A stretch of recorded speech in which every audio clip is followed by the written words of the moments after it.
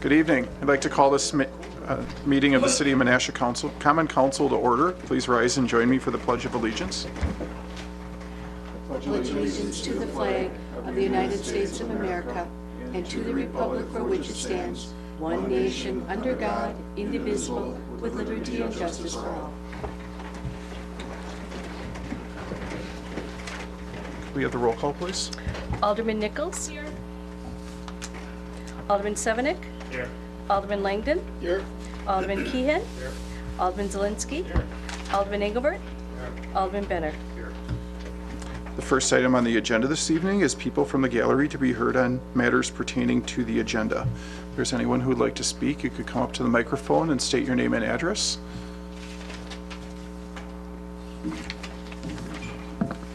My name is Jerry J., or Geraldine J., 1305 Lucerne Drive, Menasha. I want to thank Mayor Merkus and the council for having the vision to support adding value to hometown Menasha.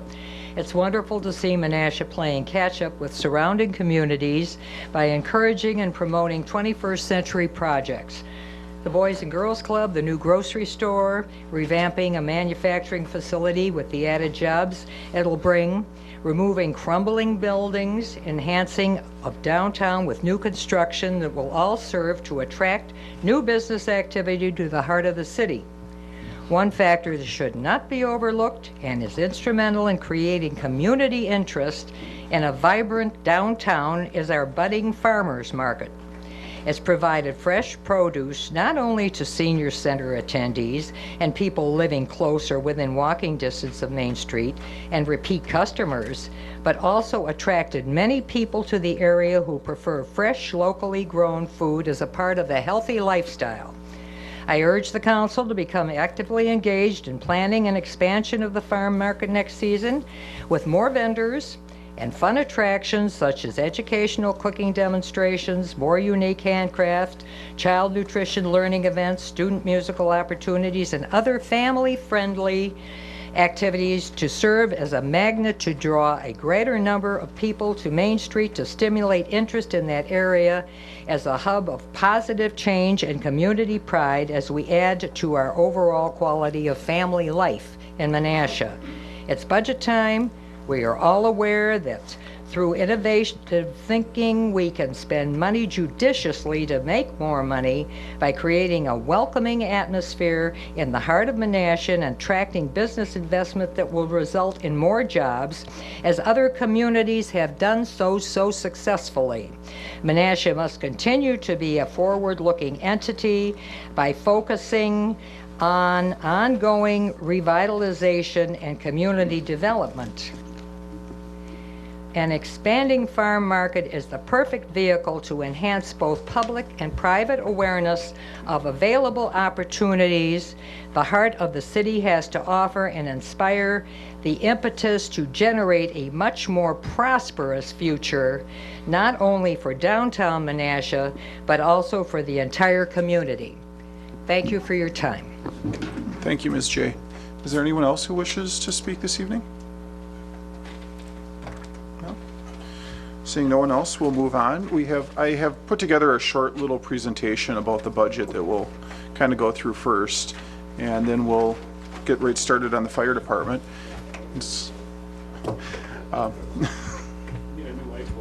Yeah, that side's a little less bright than this side.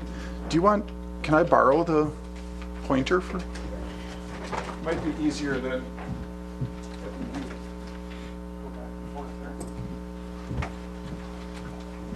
Oh, and it moved. So, it moved back. You just gotta think it. There we go. So the budget, about 2 or 3 months ago, we adopted a brand position statement, and a lot of us thought about the waterfront and the things that we could do to enhance the waterfront as well as our brand position as we were putting this budget together. And you'll see some of those things throughout the budget. And this was the statement that we adopted that evening. I'm not going to read it, but we did look at this as we were going through our budget. The budget at a glance this year, this kind of shows you how much of our budget is spent in each area. Our average home is, does that say 224 or does it say 124? Okay, our average home in the city is about $124,000.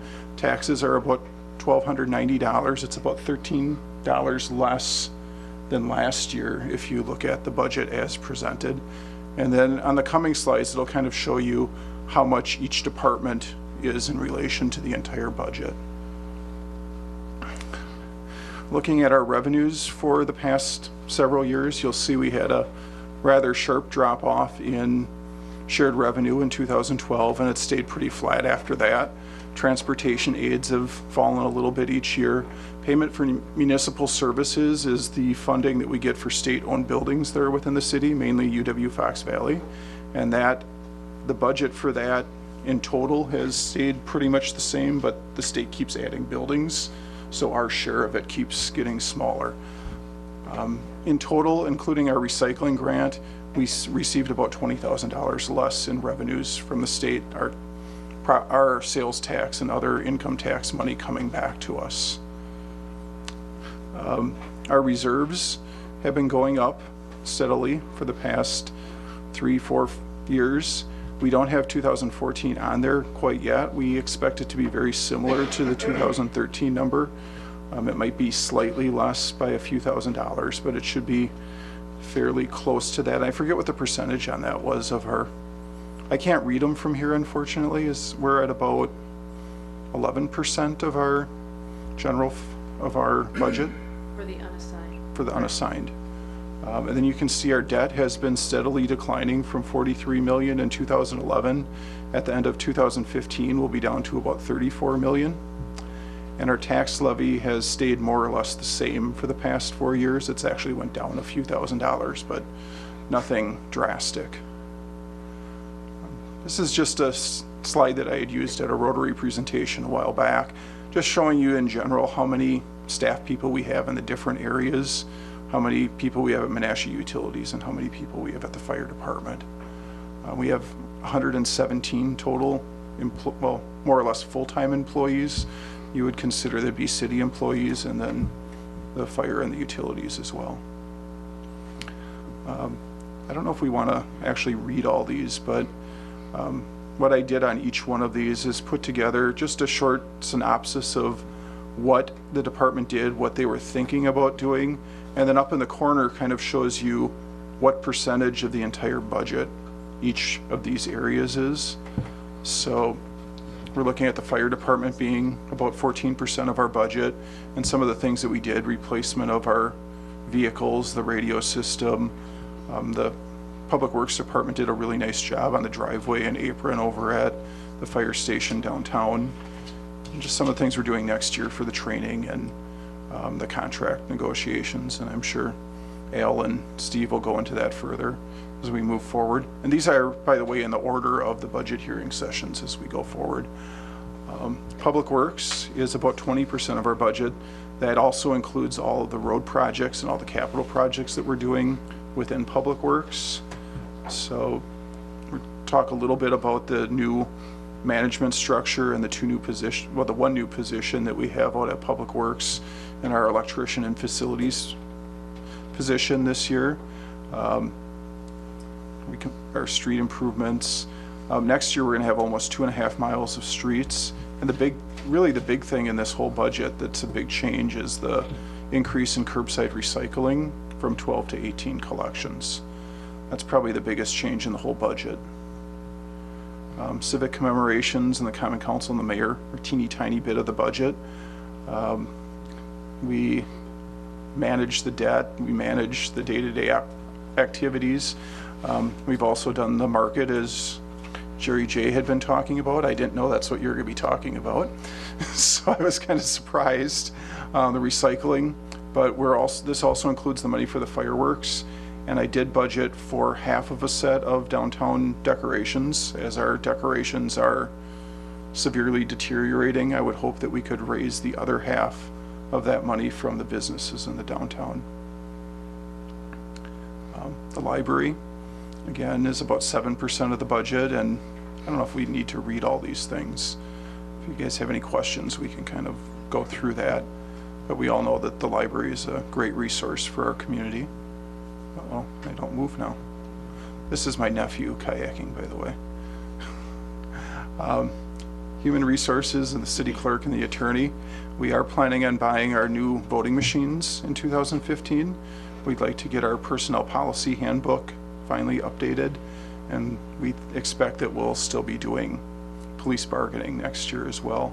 Big thing this year is that we did transfer the power plant to Simply Incredible Foods and do some restructuring as well. Oh, I forgot, very small part of the budget as well. Police, again, is about 20% of our budget, and they're working on the mutual aid this year that we signed that new contract with all of our neighboring municipalities. We're really proactive on our social media as well. Next year, we want to work on online reporting, which is going to allow the citizens to actually report small things online when it's convenient for them, rather than trying to get an officer out there if they so desire, as we're working more with a technologically savvy age group. We do have some issues with storage of evidence. That's what that last item is about, building improvements and expansions, and we'll be studying some of those different things. And we want to work a little bit on a program that will help us develop relationships with landlords and rental properties to help improve the living conditions in those areas and create a more vibrant community. The Health Department and the Senior Center, we have a brand new director. I think that was a huge thing that we worked on this year as well. And Nancy's sitting here to see how this will be going tonight. So be nice, don't scare her too much. But we've done a lot of great things with the schools, and we plan on doing a lot of the same things in the upcoming year, as well as complete a community needs assessment and work on some policies and things like that. Again, this 4% probably, this is our spending. This is not offset by revenues. So if you look at what's offset by revenues, I think this 4% would be even smaller. There's a lot of grants that come in the health department. Community development has been really, really busy this year, as you can see by all the projects listed in there.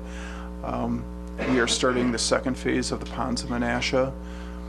The first phase is pretty much built out of 75 lots, I believe.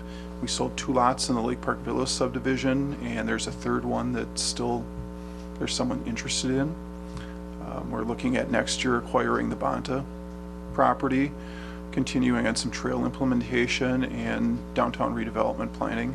This 2% also includes our payment to Valley Transit, which is, we pay about $40,000 a year towards that. Finance and assessor and the IT. We've done a lot of things with our IT this year. Wireless is just one thing, but a backup system and some other things. Our capital improvements plan, you saw the first year in the budget. We'll be getting more of that out to you in the near future so that you'll have the other 4 years as well. And Peggy's been working really hard on creating a long-term debt plan to smooth our debt payments and make sure that we're on a level financial status on a year-to-year basis, so we don't have ups and downs in that debt that we're paying. We just interviewed our 3 finalists for the website redesign, so we should probably be seeing that start before the end of the year. Next year, we want to look at updating that fund balance policy and creating some status reports for the TIFs so that the council knows kind of where the TIFs stand, and replacing of our network servers. And the last one is parks and forestry and cemeteries. This one kind of surprised me that it was as small as it was. This is a gorgeous picture, by the way, that I just found online. But we did implement our new arborist position, and we implemented a position that's a full-time park and rec administrative position as well. And those have both been going very well. We restored the Army Reserve site to public park use, and we are working on a relationship with Rotary to help fund that East Side Park, to help us with the fundraising on that. Next year, we're going to be doing a lot of work in multiple parks, Coslow upgrades on the field. Trestle Trail will be 10 years old, so we have some upgrades and replacements that need to be done on that. The East Side Park, hopefully we'll be doing fundraising. There's $100,000 in there for playground equipment, and there's some maintenance work to the water slide and some other things at the pool. Hopefully finishing up this Jefferson master plan. And we did partner with the PTO. They're helping provide some of the port-in-place surfacing for the playground that's over at Clovis Grove School and in the park. So that's kind of a quick overview, and this is just the schedule of what we're looking at for the budget and kind of the highlights. I can give people a copy of that if they want. If they have any questions, we probably want to do them during the actual department heads. They probably can answer better than me. And we'll turn it over to Al and Steve. And congratulations on winning the prize for the best chili at the library chili cook-off this weekend. I'll let everybody know that wasn't either of our chili, so Assistant Chief Sippin made the chili and did a really good job with it, so we accepted the award graciously. I'm going to start out by trying to give everybody a brief overview of where we stand as an overall department. Submitting our budget, we submit it to the City of Neenah, and in turn it goes through Mike Easker in the Finance Department in Neenah, and then to Peggy in the Finance Department here in Menasha. It's sometimes difficult to get all those numbers going back and forth sometimes as far as different adjustments and different dollar amounts, but our overall budget, our overall operating budget for 2015 is projected to be approximately 2.64%. Then with a capital outlay increase of 2.53 and some other increases to regular special ops operation, some costs for the Joint Fire Commission to do hiring and processing for the positions that will be coming open next year, which may include Steve and my retirement. Special reserve escrows and dive rescue program funding.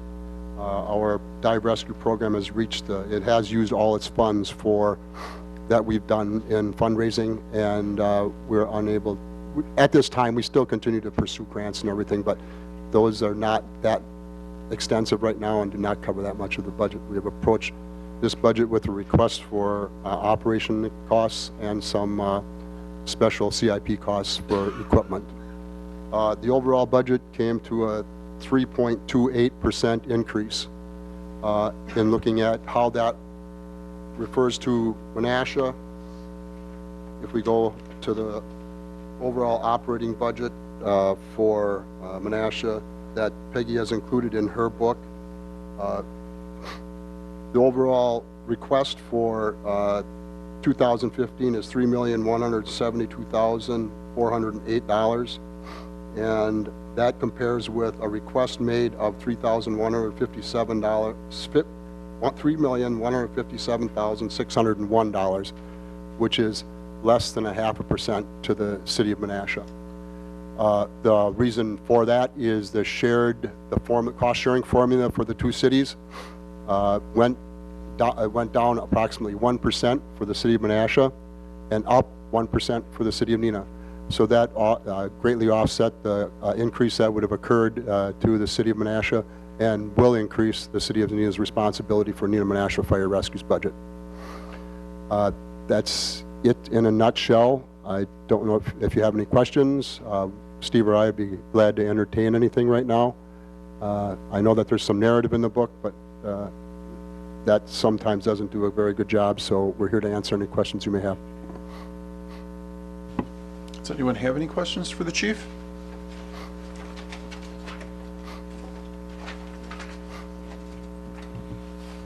Alderman Zielinski? Thank you. How are we controlling overtime? I know that gets to be an issue it's getting worse and worse every year. And This year I did ask for more overtime. I think I asked for roughly almost $30,000, and the mayor's decided to cut that down to a little over 15,000. We have a genuine need. The last couple of years, especially during the early times, about 5-6 years ago when we had a problem with shared revenue, the use of FMLA was on a dramatic increase at that point, and we kept cutting out training seminars and classes to try to make up for that and keep that budget, that line item in check and within the budget. But over the last couple of years, FMLA has increased. There was only one year, I think it was 2013, that we came in on budget. Otherwise, any years before that, and 2000, let me get that right. 2000 and,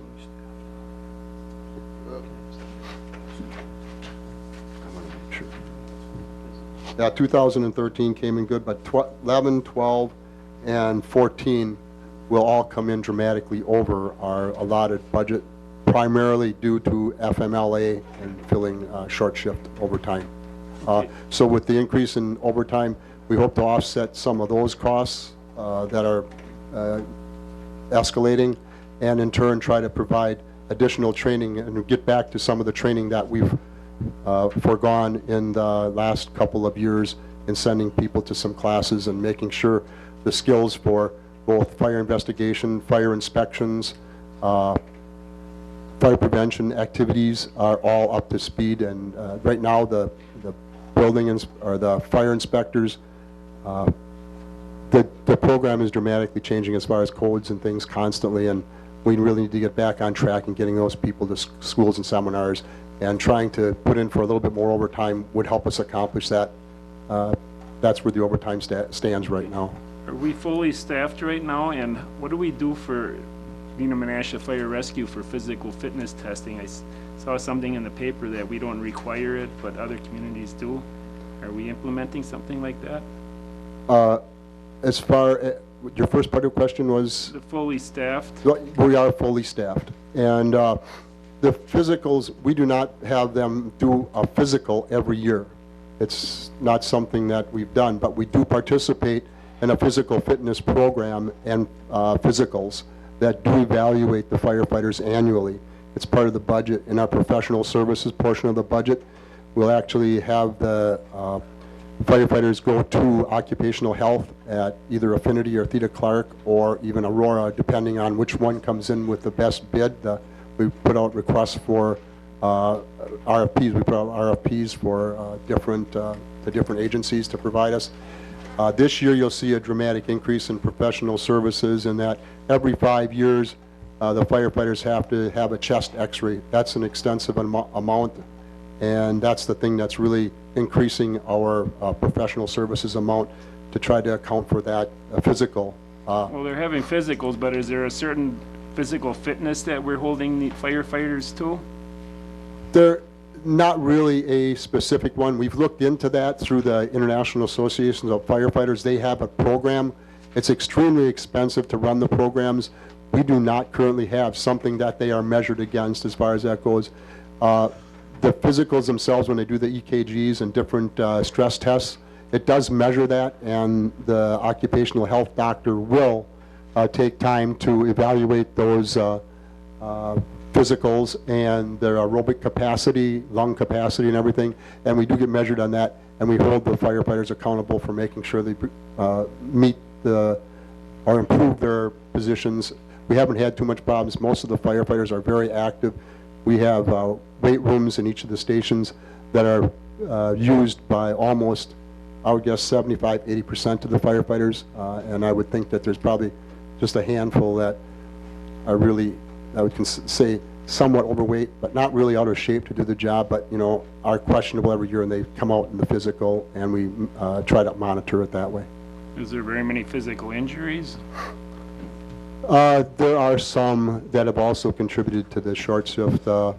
Most of those have involved one back, one leg, a couple shoulders, things like that that will cause problems. We had a firefighter break his ankle. That was an extensive one early in the year. Then another one with some back issues, and like I said, a lot of shoulder issues is what it amounts to with the different situations that have come up regarding on-duty injuries. Okay. Would a physical fitness program help in our insurance?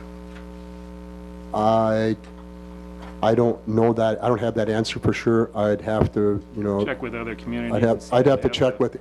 Well, really, we probably go through HR, and Nina Heather Barber is the HR director, and she really monitors that really quite a bit. and I'm sure she'd have something available for us to look at if it would make a difference in going that route also. I don't know if there are some departments out there that do have physical testing, but I think a large majority of them do not. But with the today's society, most of the guys are very physically fit and maintain a very physical fit type of body and status. Okay, thank you. Alderman Benner? Thank you, Mr. Mayor. You touched on training, that we're maybe a little bit behind on training, and we have that situation with the existing training facility that's out at our Breezewood facility, and there's not a lot of money in here for training, really, and I was just kind of curious how that was going to fit into the whole program, and are we going to be sending people to the new Fox Valley Tech facility for some of that training to catch up on, or what's our plan there? The city of Neenah right now is accepting the termination of the lease agreement. They're going to terminate the lease agreement, and the city of Neenah is assuming responsibility of the property and the building that's associated with the property. So once we get the property, the Neenah Menasha Fire Rescue will take over care and maintenance of the props on that facility. There is nothing in this budget because in looking at some of the things that need to be repaired, we had an inspection done of the burn building. In looking at the burn building, there are things that need to be taken care of, and those can be done. They don't need to be done this year. We can still utilize the building that's there for all of our hose advancement and training for search and rescue. We have props in that building that give us a different follow with hose maze and different training props that'll aid us in training and keeping the firefighters attuned to different things as far as SCBA use, hose line advancement, and all those other things. But as we move forward into probably 2016, I would think if I am the chief or who's ever the chief, we'll have to come up with some dollars to help maintain the props and the training tools that are there for the fires. But we will have our training ground, and Assistant Chief Sippen, our training officer, is really confident that we can use that ground to the best of our ability and really avoid sending people to the tech school because of one primary reason. We would have to, if we sent people on duty, usually our crews operate in two or three crews at a time. They train together, they operate together. And so sending one crew to the tech school or an individual to the tech school really wouldn't benefit us in really trying to coordinate activities on a team type of atmosphere or conditions that exist at a fire ground. So we don't have that ability to just send all on-duty staff and vacate all the stations and send people there. If we tried to send people off duty, that would incur a lot of overtime. Or if we sent the people that are on duty, maybe calling in to cover for those people that are there. We feel that the training grounds that we do have right now and the props that we have are similar props to what we've been using for the last 20 years but they have been upgraded to a large extent, except that there are some maintenance things that need to be done too. And we'll move forward with those in the future. But that's where we stand with the training facility. Now there is the building there's a small outbuilding, and then the tech school training rooms or the classrooms. Those will be the responsibility of the city of Neenah. They will not correct any costs associated with those buildings will not be funded by the city of Menasha, and it will not show up in the city of Menasha's budget. Those are city of Neenah properties, and they'll take full responsibility of that property, the parking lot, the buildings, and anything associated with them, mechanically or building-wise. So for 2015, that site doesn't really affect our training budget at all, positively or negatively, right? Right. We feel we can accomplish different drills at the burn building by using artificial smoke, filling a building with smoke, and accomplishing our search and rescue techniques that way, along with advancement of hose lines and any other things that we can use the building for. We feel we'll be able to accomplish our training goals within the budget for 2015, and then as we go into the future, look to the future to try to fund some of the corrections or inspection issues that were found with the, especially the burn building, and making the corrections and fixing the conditions that exist there. Okay, thank you. Alderman Taylor.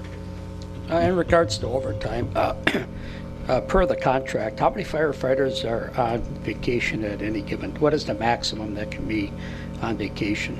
4 people. 4? Yes. Okay. And currently, are all the firefighters is it the department at 100%? Nobody's off on medical or anything? No, no one's off on medical right now. Okay, thank you.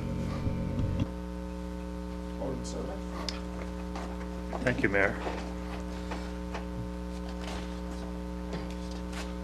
I'm looking on page 41 about the dive equipment, and I was kind of reading your Menasha Fire Rescue Team Trust Fund. Is the money that you have in the budget coming from that trust fund as donations? That the money that's in this budget is, our donations have been exhausted. The money that's in this budget is budgeted dollars. So now we are going to the levy for Yes. for dive equipment. Yes. I thought that we were going to try to avoid doing that. It's one of those things that unfortunately, it's not unfortunate. One thing that we didn't foresee is the number of divers that we would have. We ended up with a significant amount of divers. We actually have enough divers on each shift so that we can respond to an incident without having to call people in. We have four on one shift, 4 on another shift, and 6 on another shift. So the costs associated with that many divers was a little bit more than what we had budgeted for the original estimates when we were using the fundraising dollars, dollars raised by fundraisers and everything. So we've exceeded that a little bit, but the one thing that we do appreciate is that all the firefighters that have stepped forward in making it feasible for us to maintain divers on duty just about at all times. And with that many divers, the costs have really escalated beyond what we thought during our initial budget for the dive team, and that's probably the biggest portion of where we're at right now is how it's happened. So now we're at about $45,000 every year, shared between Menasha and Nina. I think operating it was around $10,250. We have asked for in some capital money to get masks and suits. Oops, I was looking at the wrong figure. I'm sorry. There was $20,000 for that, Yep. so it's roughly 7. $30,250. Yep. But that $20,000 is, we hope, it's a CIP thing, and it's a one-time deal that we have issues with safety and the reuse of suits and masks that should be fitted properly for each individual diver. We're hoping we can accomplish that. With only four masks and 4 suits right now, it becomes difficult to do our training when we get all the divers together because they have to share suits.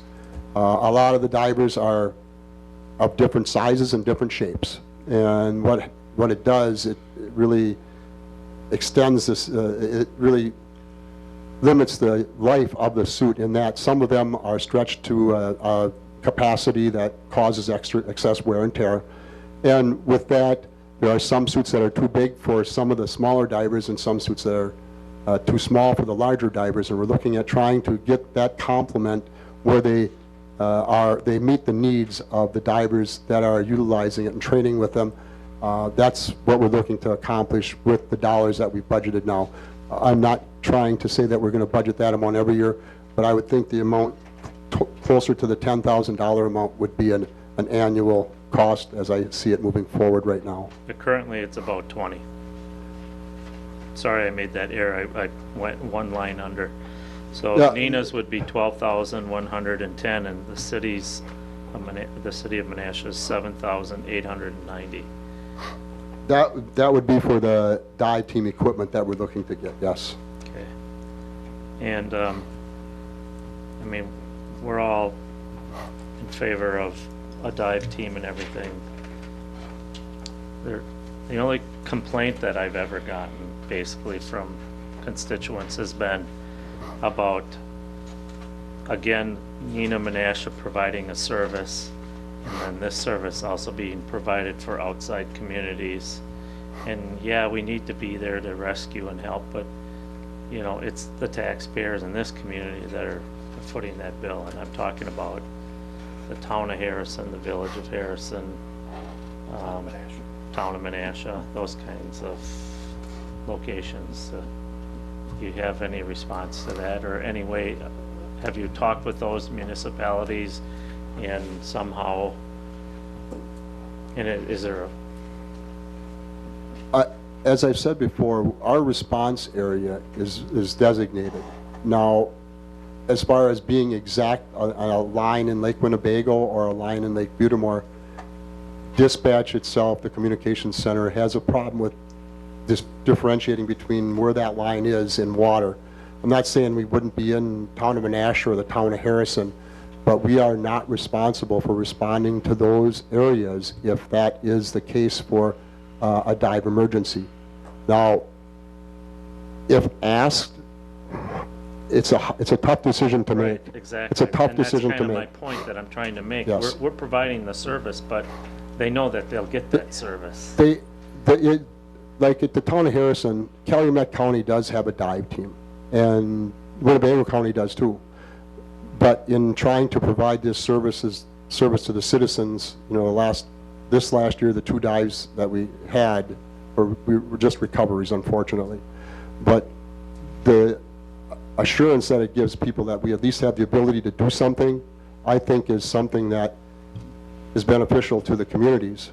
I know that the firefighters really respect the fact that they've had been given the opportunity to do this, and I don't want it to be where it's utilized by all the areas outside of our community.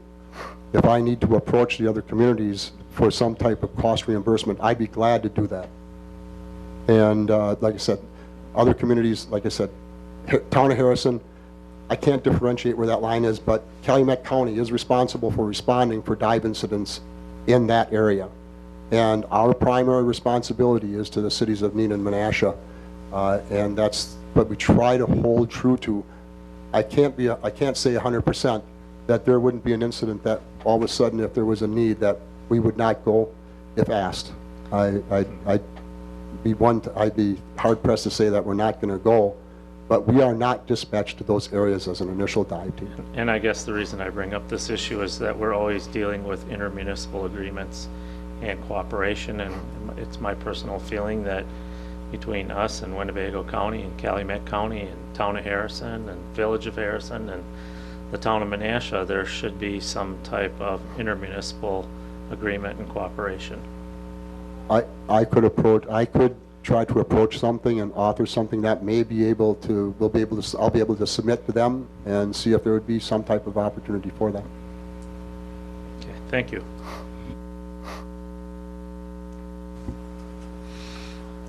Any other questions for the chief? Looks like you get out early. I'm always around. Thank you for coming tonight.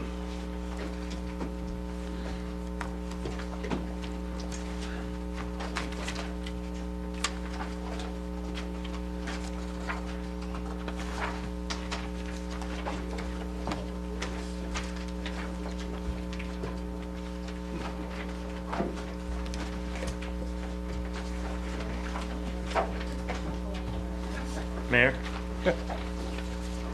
In the past, you know, right now we're all shuffling, trying to find where our next location is. Is there some way that for our next agendas and that we have Oh, they're right page here. numbers? in the front of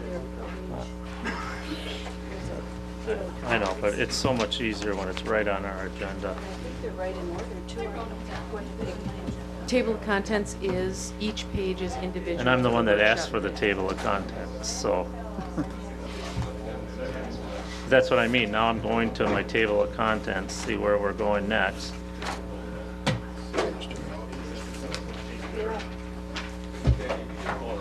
111, 111. It should be on our agendas. Right, Mark? What's that? Comes the big budget, the big spenders. That's right. A big spender. You're only 21%, what were you, 19%? Less than the police. The largest. Yep, fire department was almost as big. Get a lot of services for that. Yeah, I'll say, yeah. So Mark, I don't know exactly how you want to lead the discussion. Do you want to give us a kind of a general overview and then we can, or, I'll try. I had nothing Okay. prepared for an opening statement or anything, but I think I'll just play off of what slide you had up earlier about our 2014 accomplishments and 2015 objections, and go toward the 2015 objectives. Objectives.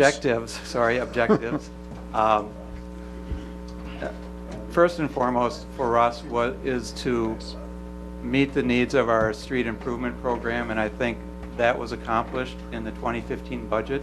That starts off with having a viable CIP program, which we were able to do this year, the city as a whole. And so we're following our 2015 year in that 5-year CIP.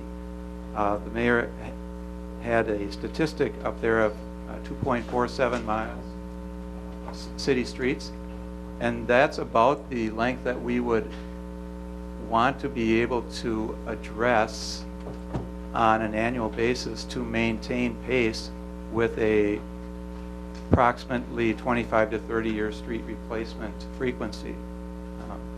So that's good. That's good to see. We haven't had that for quite some time. Now some of that 2.47 miles is new street construction. So you know, that's a little bit different than addressing the needs of existing streets, but nonetheless, it is a need, and we are in the area of mileage that we want.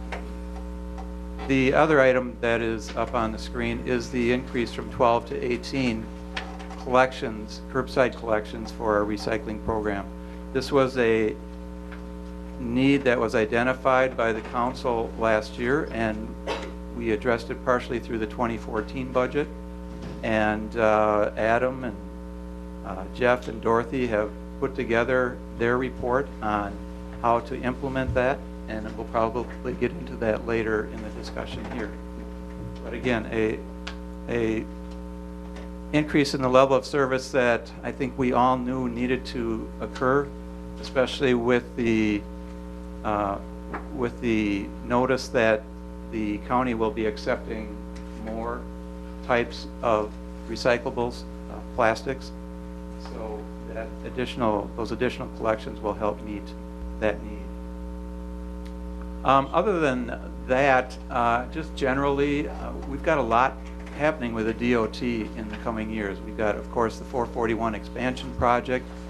Our staff, our engineering staff, is very involved with the DOT staff on meetings that involve the city of Menasha, and there are quite a number of those meetings that occur. We deal with them on the impact to the city. We deal with them from the perspective that our infrastructure will be impacted by the changes and the improvements at 441, so we need to coordinate that. And that's an ongoing process, and expect that to continue for 4 to 5 years. The 3rd Street Bridge Replacement project will be progressing very quickly over the next year. So that's something that we will be working with the consultant on and with the DOT. And then lastly would be the Broad Street reconstruction project from Taco Street to Racine Street. We will be in the process of selecting a consultant in the early portion of 2015. And then once that consultant selection is approved by DOT and the Common Council, then we will be working with them to develop the plans for the reconstruction of Broad Street. I think that hits most of our main points. Adam, anything on the operations end? Okay. So we'll go from there. I guess I'll ask, does the council want us to kind of go through budget by budget, or what's your preference? So should we just, we'll go through municipal buildings first, and we'll just kind of work our way through. It's on page 111.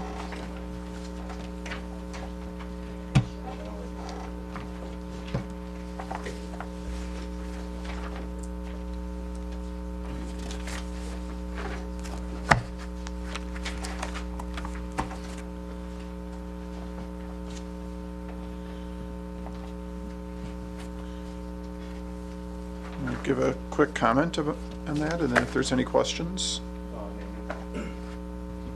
Stan? We always talk about the elevator, so might as well go there. We'd have to take a look at it. That'll be addressed in the CIP. It's not addressed in the 2015 budget. But we will look at that when we get to the CIP.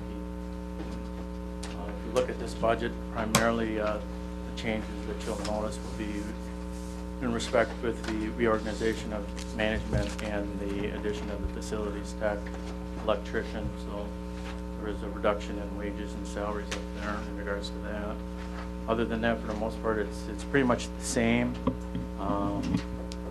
We do intend to replace the roof here at City Hall. We do have some issues up there. We are carrying $30,000 from the 2014 budget forward, and we'll need an additional $15,000, which Is that why it got carried over?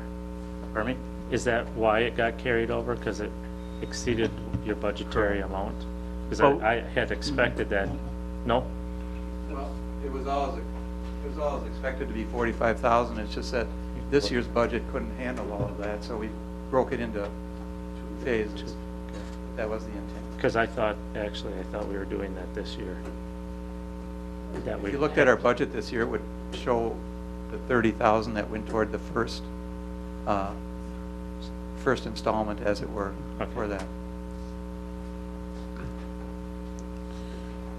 If I could just add on, and the City Hall roof, you'll find in a different fund. It's going to be in fund number 470. I'm not sure what page that is.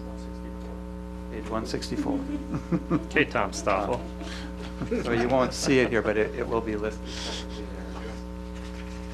Do you want to address, I'm still on page 111. You want to address any of the other issues there, the boiler, the generator, the tuck pointing at City Hall, council chamber system, voting system things? These are just things that we've had issues over the years, and obviously with the cost of the elevator modernization, it hasn't been addressed. Knock on wood, things have been operating fine, but again, this is original equipment, and again, if you ever get a chance to go down and take a look at the elevator equipment room and you see all the blue sparks when it's operating, it's quite the sight. It's old technology. That's why I don't use it. The boiler system, again, it's outlived its ASHRAE life standard, so it's just one of those things that it should be on our radar. We do have annual maintenance on it, and that's one of the reasons why we're able to get the life that we have out of it, but at some point it will need to be addressed, just from a maintenance standpoint and or efficiency reasons. Same thing with the air handler. Generator upgrade, same thing. That's original equipment. It does function. It does currently serve our needs. We do need to do a load test because we have added some circuitry to it, but we feel it's adequate in size. Again, it's really old. Tuck pointing, that's something that we kind of had hoped that at some point we'd be able to take care of this through the normal maintenance if we have a good year. We did address that like 2 years ago. We did some of the pillars out front, but once you started getting into it, you realize and see that the envelope of the building does need to be addressed, and we thought we could at some point just do it, on an annual basis, try and take care of sections or portions of it. And then when we upgraded the sound system, I can't tell you when it was. It's been a while ago. This system will support a voting system with an LCD monitor. You'll be able to vote right on your on your microphone stand, so that's something that we have talked about. And just, again, throw it out there so that you guys know roughly what that would cost us. Again, this, the system that we do use now was designed and built by one of our engineers probably 30 years ago. So certainly is not state of the art, and we have had a few issues when we did some remodeling up here where some wires got cut, but we were able to patch everything back together and get it to function, but at some Maybe point- that's why Dan votes no all the time. Could be a. Mine's the only one that's working. Thank you. Alderman Taylor? Thank you, Mayor. Adam, do you know what the efficiency would be between the existing boiler and a new boiler? How much we would? I believe our existing boilers probably, if memory serves me, because we do a combustion test when they do the maintenance, is going to be right around 76 to 78%. And depending on how much you spend, your newer boilers, your efficiencies are going to be, 92, 94. Did you run any cost numbers on that at all? I haven't, but Okay. I can. We did upgrade or change out the boilers at the PPF, and I did provide some information back then, but I think it was in 2010. And there is some savings, I'm sure, that would be realized. We certainly can get together a report for you so that you can see it now. Thanks. Alderman Langdon? Thank you, Mayor. Adam, I'm going to go back to the elevator and for the comment that you made, and I'm one person that needs to ride the elevator. I cannot climb stairs. Now, is that elevator safe? It's safe. It gets inspected annually. And then there's a annual safety test that we have to do, and then there's a 5-year safety full load test that we do. And it's functioned. It has passed all the tests. Okay. It's just that a few years ago, we spent probably like $5,000. I mean, it's pretty expensive when we have to call these folks to come and service it. And we have had some issues with that. And at some point, one of the issues that it kind of costs us so much money is because of how old and antiquated the equipment is, that they had to sort of rewire and try and bring in new technology with the old switches to get it to function properly for us. So it's just old. It's really old. Okay. But it's safe. It's safe. It is safe. Okay, Yeah. because I just, at times we get, elderlies up here, and I've been in that elevator where, you get 4 people in there and it's full, and to see it. It's safe. It's safe. Okay, thanks. Alderman Benner? Thank you, Mr. Mayor. Just on that note, Adam, is that a hydraulic elevator, or is that? No, it's cable, It is. traction. Are we looking at possibly replacing the whole car, or just the mechanical portion of it? The car and the controls is what would be replaced. Okay. But as far as, we wouldn't run in any hydraulic system. Yeah, but the cable assembly would all Correct. stay and everything? Correct. Okay. Those were just replaced about 2 years ago. They were. Yes, so it's new cable. As far as our boiler and our air handler, does this number include possible focus on energy dollars? No. Or is much of that still available or not? Some is. I know it's been Every year reduced. they keep telling you that it's gonna go away, but Yeah. you never know until like end of March, April 1st, usually is their new cycle, So it seems to me like if you want to take advantage of some of that, it's pretty time sensitive that we try to take advantage of that. One other thing that, I know we put a hearing loop in at the library. Have we considered putting one in here? There's been times we've had some older folks in here and they've had problems hearing us. And I was wondering if we thought about it here. We have not. In addition, I mean, if you go over to the company E-room where we put the hearing loop in, we do have a projector mounted on the ceiling as well. We had talked about doing that, but not the hearing loop. But that is certainly something that we can look at. I did hear some discussion that perhaps there might be a remodel that was toyed or talked about. We were looking at adding additional outlets underneath, so we don't have a issue with the fans. If you folks want to have a laptop that you can plug in. At that time, when we were considering it, and getting an idea of what the cost would be, there was, I thought maybe perhaps the mayor had made mention that we might be looking. We did put so- something in the CIP. I don't know if it's still there or not. Do you remember, Peggy? It was in one of the out years. It's in one of the OUs. Okay. But just to improve our image here, as well as to upgrade some of the technical and technology issues that we have, including the hearing loop and the voting and just the look of our chamber, and also to maybe add some flexibility of use to this room too. 'Cause this room, basically half of it's dead when we're not using it for council meetings, and we could really use the space up here if we could make this more flexible too somehow. Okay, but we're keeping that, I mean, we're thinking about it and talking about it, and Exactly. hopefully if we get into that, you know, to take biggest advantage of that we don't forget that. Yeah. Just one comment, when we do get to remodeling this, remember, we still have asbestos up above the ceiling up here, so it'd be an additional cost when we do something with this room. So. If you'd have to touch it, you know. It's my understanding every time we go above that ceiling, because we have to have Todd over here Is it suited failing? up to vacuum before we Oh. can get up there. So Okay. there is material that does drop and is on the ceiling It is, okay. from time to time. Okay, thanks.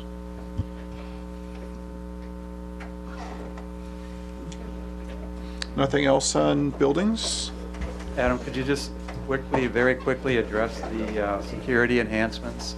Just explain that that's only for the first floor. Yeah, it's pretty much first floor. What it would be glass on the counter in the finance and assessor to, I guess, make it difficult for someone to perhaps climb over the counter. Included in there would be some film to go over the glass doors, which wouldn't prevent somebody from breaking in or getting in, but what that does is it allows additional time for police to respond. So that's what that 5,000 would cover.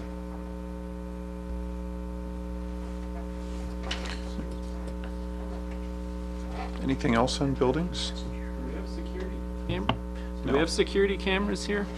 There are some in finance. That's only? I'm surprised. This utility, they pushed for more security cameras all the time, and In a previous budget, we did have some money put in the budget, or we attempted to, but we haven't followed up with that. We had the police department do an assessment of the building, and they came up with recommendations as to how we could make this building safer. This is probably phase one of those recommendations. I think you had about $15,000 worth of upgrades. Originally. Okay. Right. We're gonna try and get at least the first floor addressed. Alderman Taylor? On page 118, But let's oh, okay. no, let's do engineering. We'll just keep going down the All right, sounds good. street Wait here. till we get down there. Yeah. So the next one is engineering, and that's up through 116. Do you guys have any comments on that before we, if there's any questions? So engineering is 114, 115, and 116. Sure. Just changes from last year. We have taken an additional 5% of our wages and salary out of TIF 12. We've been spending and will be occupying more of our time. TIF 12 is the Lake Park Villas, Ponds of Menasha area on the eastern edge of the city. And with all the activity that's been ongoing, our staff has spent a lot of time out there, and so this year's budget includes a 5% contribution from the TIF for those items. And then in addition, on the engineering side of things, 2102, as I indicated with my opening comments, there are a lot of DOT projects, and you'll see that listed here, as well as well, just here. What we did find out is that the DOT will be the primary payer to those engineering firms. So it's not a case where we have to pay and then get reimbursed. DOT will pay the consultants, and then they will bill us for our portion.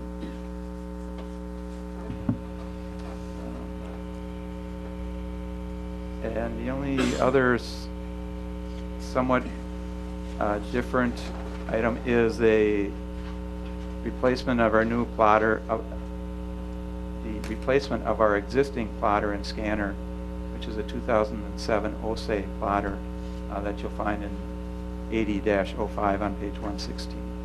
Otherwise, nothing real significant in terms of changes. Alderman Taylor, did you have some questions? That plotter is, can that be exchanged, or do we put that in our public works sale, or do we pass it to the high school or something, or? Well, when we purchased it, it was a reconditioned, used plotter as it was. Charlie, I don't know, did they indicate there was any remaining value to that? They haven't said the company that we've been getting estimates from. I mean, we obviously will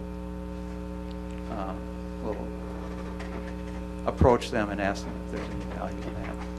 You had explained TIF 12, TIF 9, you have a 5% in that TIF, and was there some activity in that TIF that?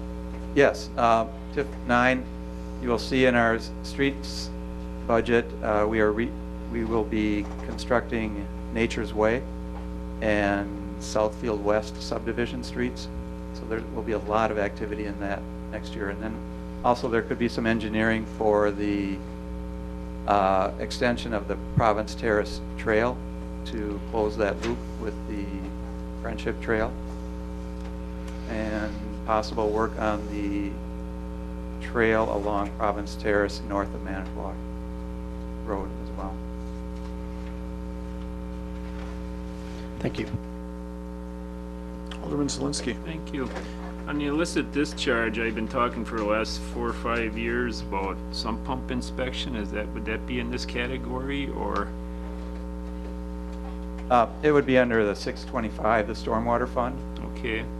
Oh, I'm sorry, illicit discharge. Is that considered an illicit discharge? Yes, I mean, some of that is under the 625 fund. And our engineering technician, 2 of them are that devote more of their time to the stormwater portion than the rest of us. They have 30% devoted of their wages devoted coming from the 625 fund. Is that Yes, illicit discharge is that part going to be of the addressed in the stormwater. 2015? It's been addressed Well, throughout. home inspections at time of sale. Which department would that? That type, okay. Yes. All right, that's a different program. We don't have an ordinance created for that. So we would have to create the ordinance Are that we would allow us to. working on anything like that yet? We had considered it probably, I think, more than a year ago now, but nothing was followed through on the ordinance end of things. What would you need from the council to follow through on something like that? We would need a directive to do so. And then there was some. We did start. I had some discussions with City Attorney Captain Okay. about some language, looking at that. I know it just keeps getting pushed back, and we're talking about, we might be talking about a building inspector and stuff like that, so it might be the time to bring that on board. And then there was some discussion about sewer lateral inspections on older areas. Where does that come into? That will be in the 601 fund, the sanitary sewer So we fund. will be getting to that Yes. part? Okay, thank you. Anything else for engineering? Okay, then we'll go on to streets and alleys.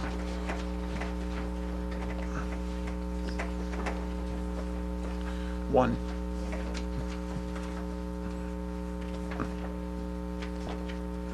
Did you want to comment on any of that, Mark, or it's kind of self-explanatory? Just looking through here, you'll see there's a fairly large increase in the wages. And what happens with the street wages, some of our engineering staff's time gets assigned to the street department if they are working on a particular street project, and we can show that via time sheets that they are, because then that goes into the formula that helps us with our highway aids. So the more that we can show under streets helps us with the revenue side on our aids from the state. So in the past years, we had not budgeted that proactively. We had just expensed it out as that time was spent by our staff. This year, after studying how much time we do put into that, we've assigned 15% of their time to streets budget. So that's one reason for the increase in the wages. You'll see our list of projects found below. Some of that will be part of the is it still 470? 470 fund for being borrowed. I think that's about it as far as significant changes. Alderman Sevenick? Thank you, Mayor. I wanted to address a little bit about, on page 118, the chip seal program, the crack seal, and the milling. And what was budgeted last year with those three categories? I think we kept that the same. This is last year's, no, it's not. I just Somebody's want, prepared. okay, I just want to make sure that, I mean, those programs, initially, obviously, in the past, the chip seal was not my friend, but became my friend over years as it improved and got better. And these programs are kind of like the maintenance to help our streets last longer. And I think that that fund is very important, especially with our debt situation, and especially in the past, and paying for streets and that, to get a little more life out of our streets. That's an important fund. And I was kind of surprised that the milling part was only 3,000, because I would think that, we did some of that on Racine Street, and I know Mark would like to see us go even further, starting from 7th Street and going to 8th Street yet, and probably doing that part next year, because that whole, what is that, the east side is kind of deteriorated. And then once you get over to the new project over there on Racine Street, we had a number of water main breaks. You said you might be getting to some of that this year, but I haven't seen any progress on that. Sorry, it's not it's just an observation. I just think that this is an important fund, and I want to make sure that it's funded adequately. Okay. As far as the chip seal and crack seal, those are exactly the same as this year's budget. The pavement milling was increased by $500 it was $2,500 for this year. Did we do the crack seal this year? Yes, we did. We just didn't do it the year before. We didn't do the chip seal the year before. Oh, it was the chip seal? Okay. We had did both. issues We with the did both this engineering year. or something? You have that resolved with, the shared program that we had with the town of Menasha is what I'm Correct. talking about. And I always Right. thought that was the crack seal. It was both. Okay. So you got that straightened out. We've got it down to a more reasonable amount. Okay. You don't have any streets listed? No. Unfortunately, I don't get around to that until Okay. Early next year. All right. So, Matter well, of then the time. council, if you see, I mean, I recommended one, and you weren't too perceptive to it, but then it ended up getting done anyways, I see, and it solved a lot of issues and problems on 2nd Street. It did. I mean, I'm not saying it was a great candidate, but the other issue of the problems we continue to have with the parking warranted the And I thank you for inclusion of that street. Okay. Alderman Taylor? Thank you, Mayor.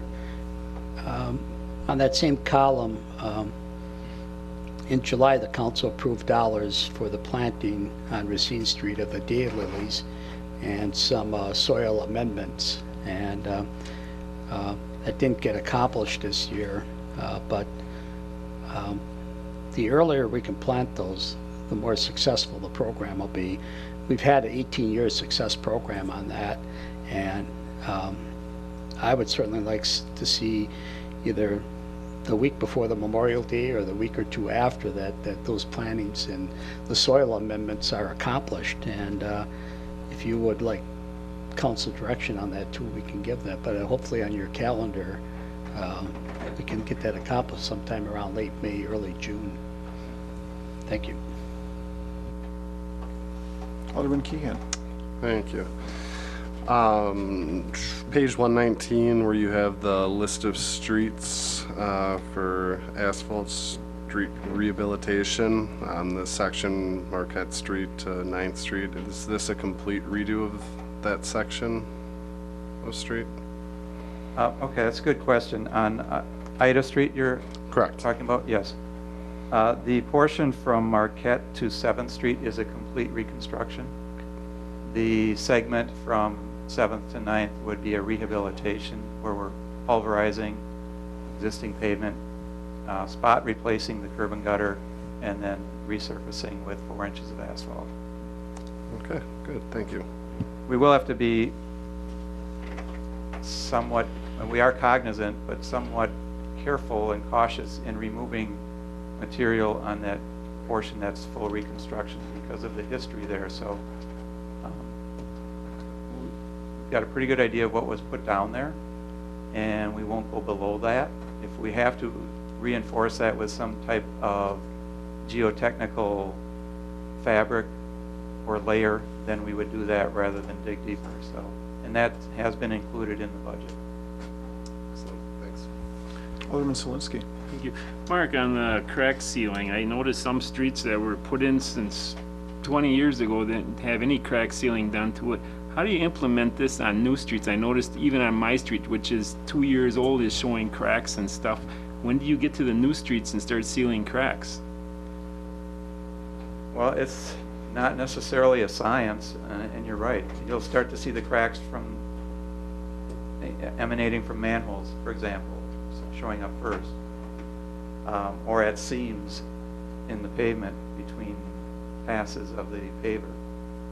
But if you go there too early, you know, then you're only coming back in a couple of years to get the other cracks. So we do rate our streets every 2 years. It's a requirement, state.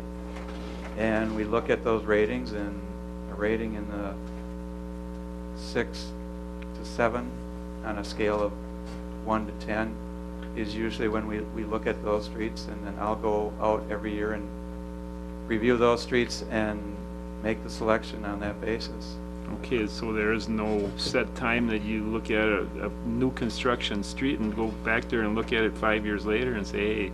No, but 5 years is about right, 5 to 6 years when we crack seal.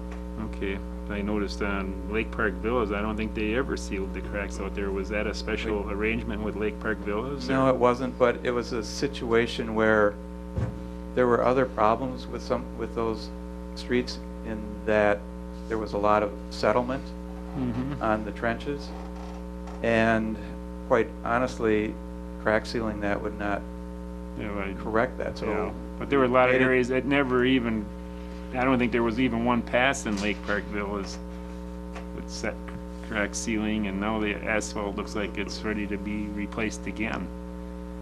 But a lot of that is due to what's happening underneath. Settling, okay. There was, just to defend ourselves a little bit, a lot of the inspection was done by an outside firm.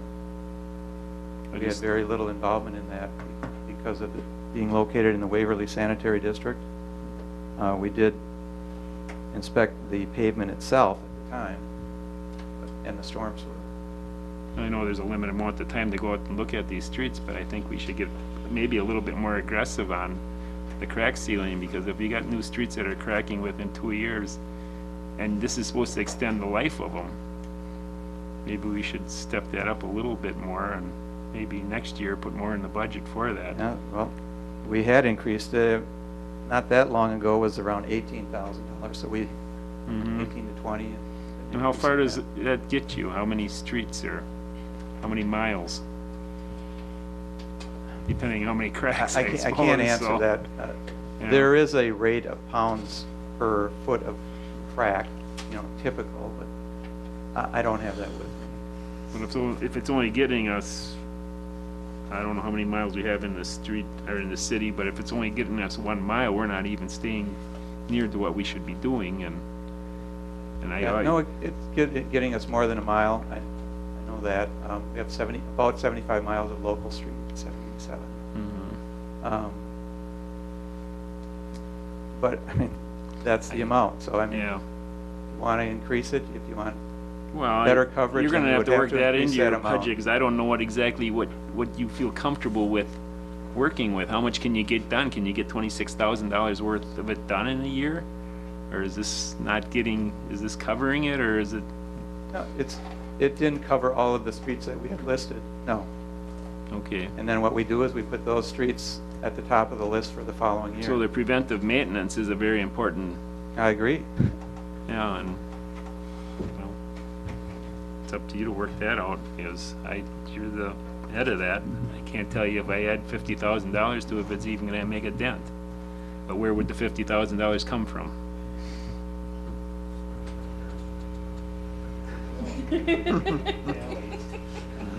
Alderman Taylor? Thank you, Mayor. Director Radke, the Lush to Taco Street on Broad Street between Lush and Taco, basically the 200 block of Broad, that is a rehab and that's scheduled for 2015? Yes, it's a reconstruction. Well, it's a full reconstruction too, Yes. along with the 300 and 400 block of Broad? No. Okay. I mean, that will be That's coming in 2018, I believe, 18, with okay. with the STP Urban State Federal Grant. Okay.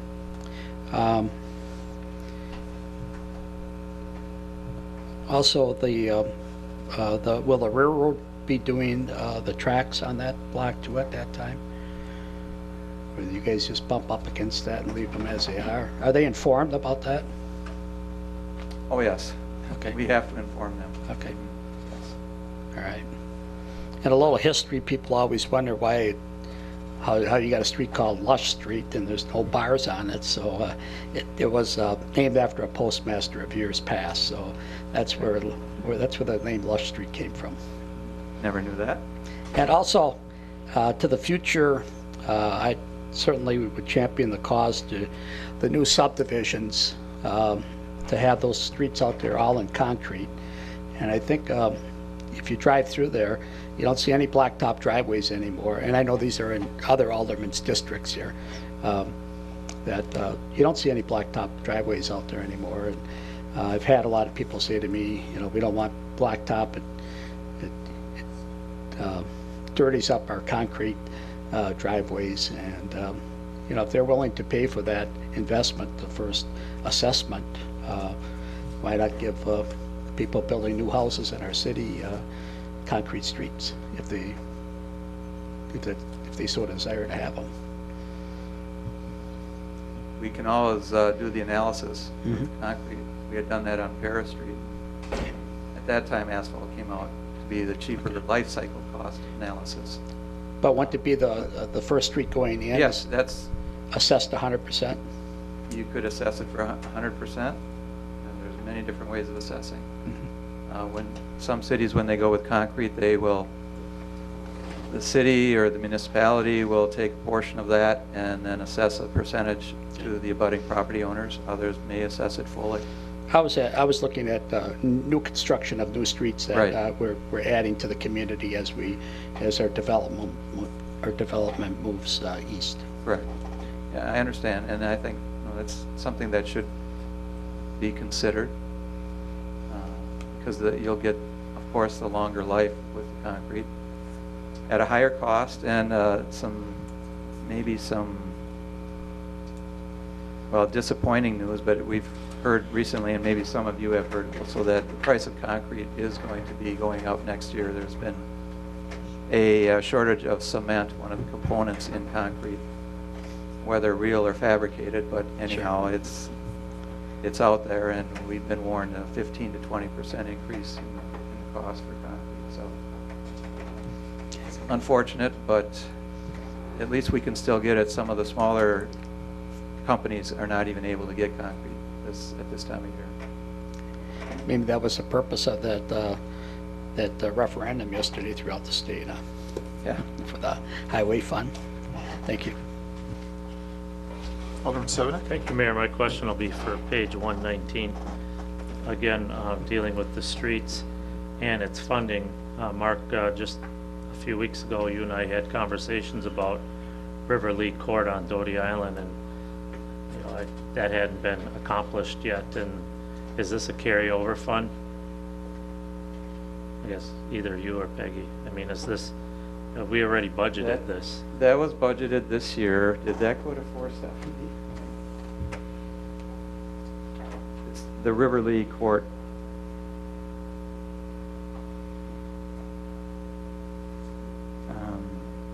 Thinking that did. Okay, so I couldn't hear Peggy. I think the question Mark had asked me is where was that budgeted for, and that was budgeted for in the capital projects fund. So if that doesn't get spent, it would carry over to the next year. So your budget reflects it's a carryover and it's not part of. right, you'll see that of this total 1.1 million, that 772,000 is in the Fund 470. Okay. And the 470 fund borrowing, is that for accessible streets only? No? It is not only accessible streets. Because I'm also looking here at Nature Ways subdivision streets, and that says partially accessible. Why is it partially accessible? It's partially accessible because that was part of the agreement that was created with the development out in that area of those homes on Nature's Way and the 2 courts off of Nature's Way. Okay. That they would not pay for their street. That would be part of TIF 9. However, there is an abutting property owner on the north side of Nature's Way that's not part of that development and is in the city of Menasha.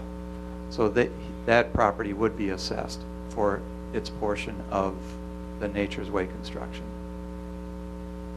Otherwise, the rest of it is not accessible because that was part of the agreement when those people purchased their lots out in that area. That's what I hear from Greg Kyle. So It had something to do with the CDB. CDBG funding too, didn't it? I was going to say that's Right, not there was ringing a bell. funding too for much that with me. as well.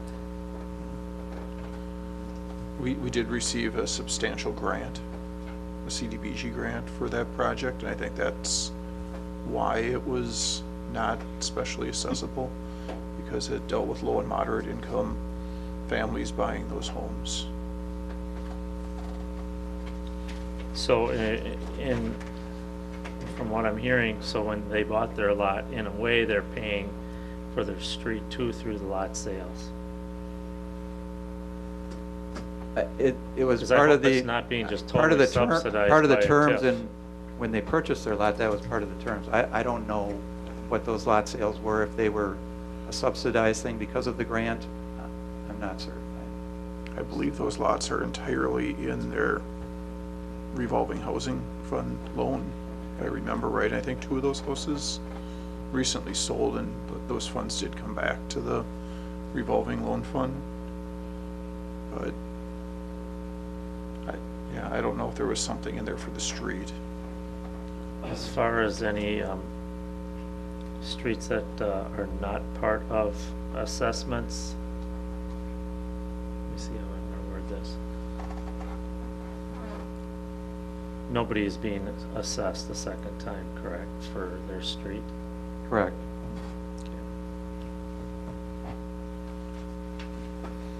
Anyone else on streets?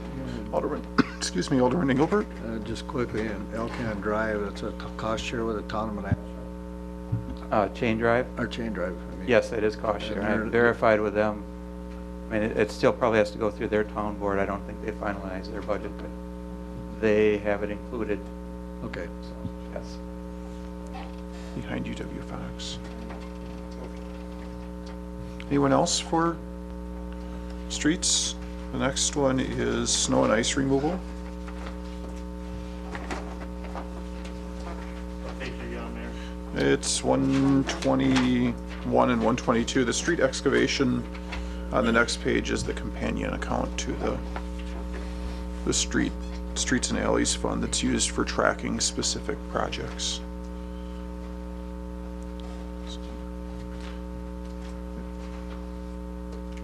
I don't think there's really any major changes to this one. Mark, is there? Well, not total, but our salt prices did go up pretty significantly. This year we were at $56.97 per ton, and as you'll see under 30-18 department supplies, our cost went up to $64.95 per ton. And this is on the state DOT contract, which is definitely has proven itself worthwhile. Much more favorable bids with the larger contracts. We are anticipating using 100 tons less of road salt. We have a fair supply in our salt storage building, so we feel very comfortable lowering that by 100 tons, and we're going to be trying to do some more low salt diet for our roads, and staff has been at training recently that has indicated that there are experience shows that you can get by with less if you just do it prudently, and we're going to try to incorporate some of those techniques and practices this year. We still have a reserve, though, available in case we do have another year like last year, so we have 270 tons of reserve that we could still purchase at that $64.95. That's not included in the budget amount. I don't think it will be necessary, but we can at least lock in that price if we do need additional salt. Alderman Taylor, did you have a Thank you, discussion? Mayor. What is our average salt use per year? Ballpark figure.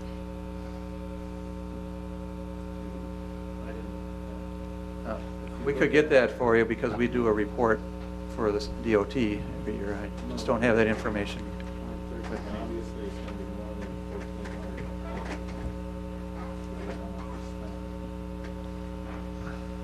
That's fine. If you come across that number, let me know.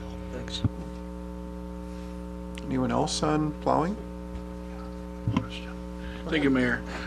Mark, I just have a question. My in-laws live on Melissa, and I know we have, the streets are, they get done depending on what street they are, but every year, and especially last year with the amount of snow and everything that we've had, every time I go over there to visit, he always asks me, why are they salting 2-3 times a day on Melissa?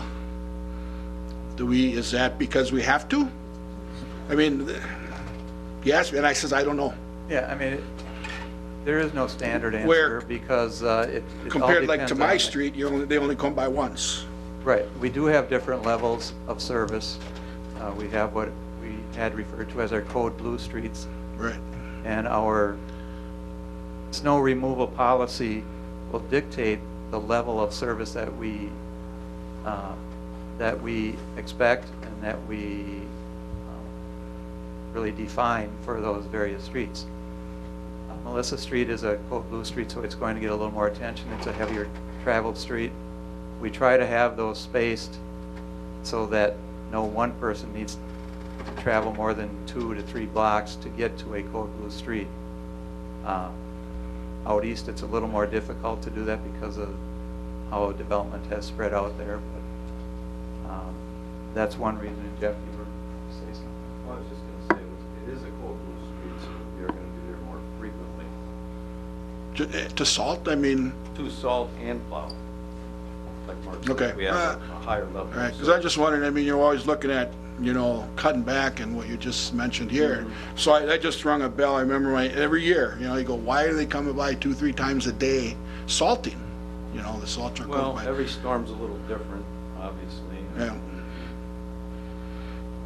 It's hard to. And it's a cold blue, I get that, so. I just thought to ask it, and because he always, so I say, oh, I asked it for him, so. All right, thanks.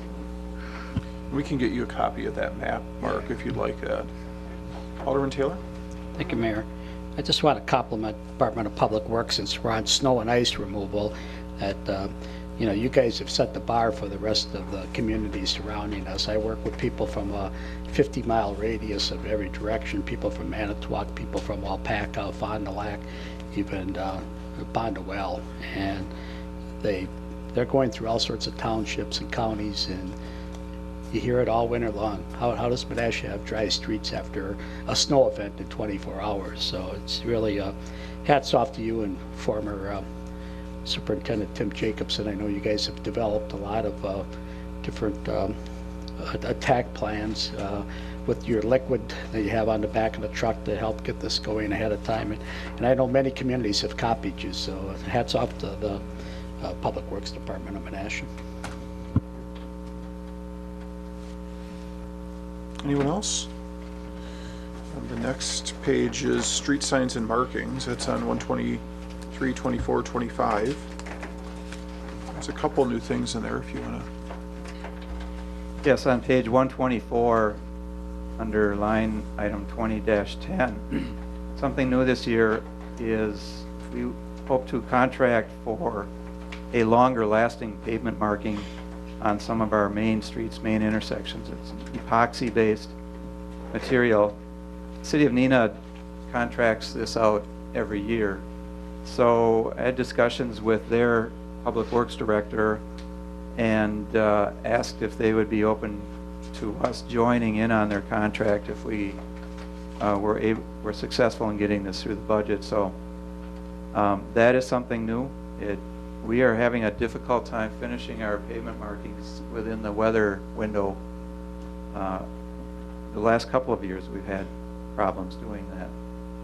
So hopefully this will help. It will hit the high traffic streets and intersections that take a lot longer when you're just doing regular paint and having to do that every year. We feel that this will help overall.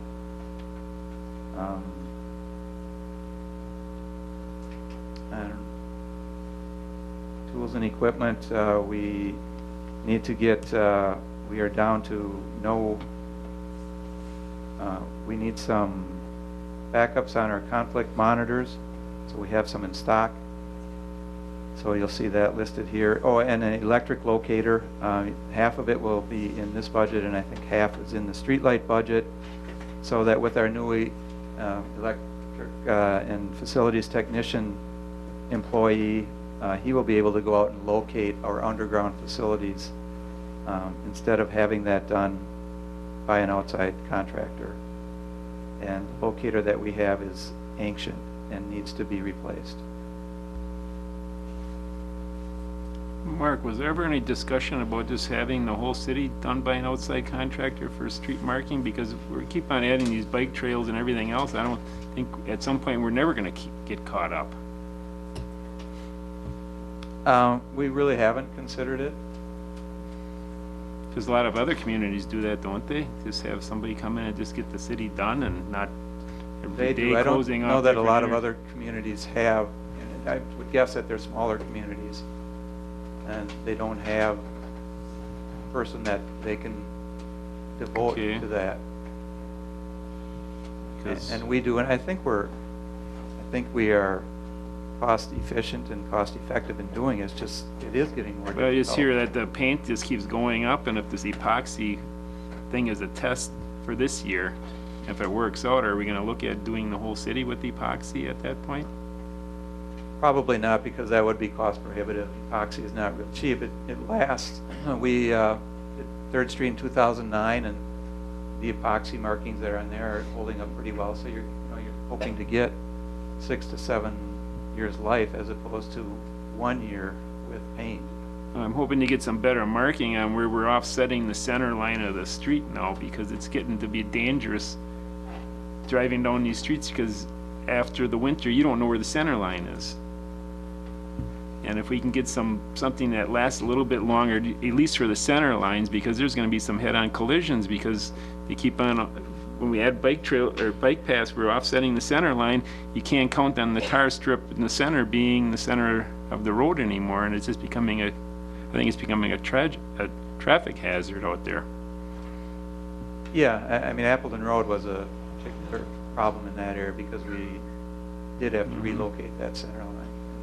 First time you put paint down, it just doesn't last as long. You know, each succeeding year, you get a little more duration. And with that. depending how the weather is, you cannot see it when it's raining. Right, yeah, and that's pretty much with Even any when marking. even when it's fairly new.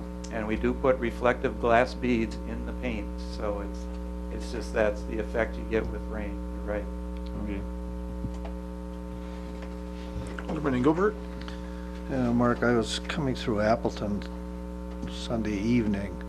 I noticed at College Avenue, their stop and go lights, they have a huge yellow reflective border around them, probably about 2 inches wide. I haven't seen that. Okay. Well, let me tell you, they make you blink a few times. They're really, really noticeable. And I happened to see somewhere that we were replacing Oneida Street and Manitowoc again for I don't know how many lights we go through a year there. And I was just wondering if this is a new design and if it's not a whole lot more expensive maybe in some of those areas. Might be worth looking at. I know it was highly visible when you approached College Avenue. We'll definitely look into that. Doesn't sound like it would be something that would be real costly. So Yeah, it's got check it out. I think they have a yellow housing and then this big wide border around, and it's extremely noticeable. And maybe that'd help in some of these high accident areas where we keep running over a light pole. Alderman Taylor? Thank you, Mayor. The lights on the corner of Washington Street and Garfield Avenue, for the last 5 years, the primer paint has been showing through, and I mean that's on a major corridor for us, and boy, they just look so tacky coming into the city. I was wondering if would there be a restoration on that as far as paint, or are you looking for those to cycle out and replace them? I'm going to call on someone in the gallery for that. I hope he's still there. Yeah, do you have any idea? Should be on. We haven't looked at having those poles painted. It took us about 3 or 4 years to get the street lights on Racine, the money budgeted for that. So no, we haven't budgeted for it. But yes, what it is like you said, the primer is showing through on the paint that was done many, many years ago. Yeah. I think if, and we can look at budgeting for it next year, but the company that did the street lights on Racine and also up on Appleton Road, they actually, when they were here painting those poles, asked if we were looking at having some type of maintenance program, painting all the lights throughout the city, on a cycle. And that is something we could look at, but I think that would be very cost prohibitive. I know the pole on the southeast corner is stainless or something now. It's a different material because the semis keep knocking those off about twice a year. Yeah. So maybe they'll do the other corners. And well, the ones that are in worse condition, those are the ones that are most protected by either power poles or something like that. But no, I think if we were looking to have them painted, it wouldn't be a switch out unless it was knocked down. Okay. We wouldn't do that just to change the pole. Okay. But we could look at painting them with the company that painted the street. even lights just on the Racine. poles and not the lights itself, just the poles. But just an observation. It's on a major corridor. Yeah, that would be something that we could look at budgeting for next year. All right, thanks. Alderman Langdon? Thank you, Mayor. I just wanted to iterate about what Alderman Engelbert said. Good point. I've seen them too in Appleton, Mark, and I think that would be very worthwhile checking into. I mean, it's a border, yellow border around their streetlights, and you come up, whoa, you see it, and I actually like it for safety. So I just wanted to mention that too, that I've seen them, and something good to look into. I got it noted, so Okay.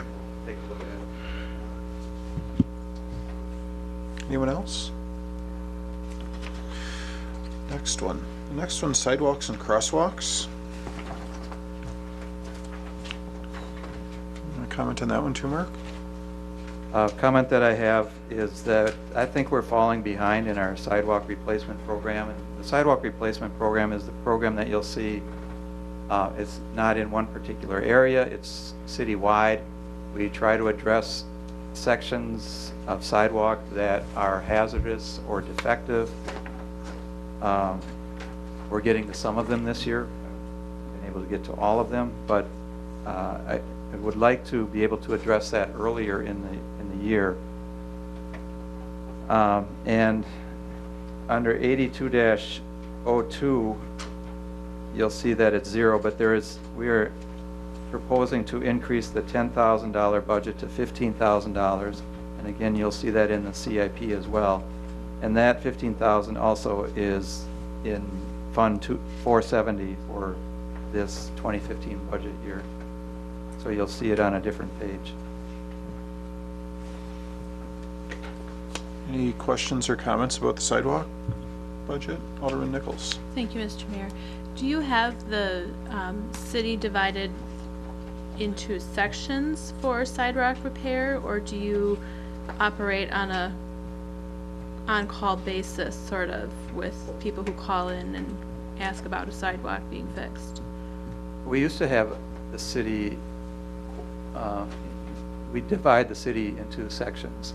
When it was a contracted item, we averaged $35,000 a year on a contract basis for sidewalk replacement. Ever since we've gone to our own crews doing the work, it was down to 10 or 15,000, but that's just for the cost of material. So the 35,000 included contractor labor, of course. But now we're just trying to hit our most critical, and we try to prioritize the sidewalks that we know to be defective or that are called in. And we'll send our staff out to look at it and prioritize it, while trying to maintain some efficiency by doing some in the same area. But it's not divided, the city is not divided into areas any longer. Okay. Might be something worth considering as you plan to put more time and effort into sidewalk repair. If we get caught up Yeah. with the more severe ones, then I think we would go back to that. Okay. Thank you. Alderman Taylor? Thank you, Mayor. Director Radke, on crosswalks, have we ever looked at, when we're replacing the street, colorizing the crosswalks with dyeing the concrete? And is there any studies on that have looked at that? I know the city of Chilton had the new state highway go through there, and they colorized all their crosswalks in red dye on the concrete. Is that something that's... We have ours on 3rd Street, and I think probably the same reason that Chilton has theirs is because there was funding for it. We considered doing that on Main Street for the the crosswalks that we have. They're in rough shape. Ones that are in colored brick, that color obviously has faded. But the material itself, again, is very expensive to have the full color throughout, the dyed concrete. We can try to just use concrete that you shake on the color flakes on the top. It's supposedly gotten better than what it was when Main Street was done 25 years ago. But it comes down to a cost factor. I think if we were to do that, we would select what crosswalks are major crosswalks and ones that you want to accentuate, or ones that have a high volume of pedestrian use. I'm not a fan of the brick or the cobblestone crosswalks because of two things. The water holds in between the mortar joints, if you will, and the brick, and You can't shovel it out of there, so you always have a freeze and thaw cycle. And also elderly people have a hard time walking on any uneven surface, and a lot of women with high heels, certainly that situation isn't. Whereas I noticed in Chilton that they're just colorized the concrete itself. And Right, yeah, the standards have changed also. There's a maximum deformation you can have in the concrete for ADA handicap reasons, and it, I'm sure, fits the other reasons that you mentioned as well. Yeah, and our walks, our crosswalks here show that that wear and tear from, I think, that freeze thaw cycle on that too. Okay, thanks.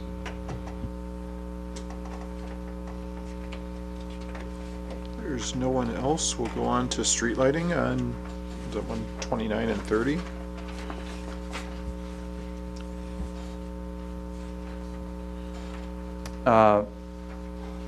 One change in here, although the amount hasn't changed, well, I guess it has. We've gone from 1,000 to 7,000, but we did have a carryover for the painting of the streetlights that Tim referred to just a while ago. But we have $6,000 in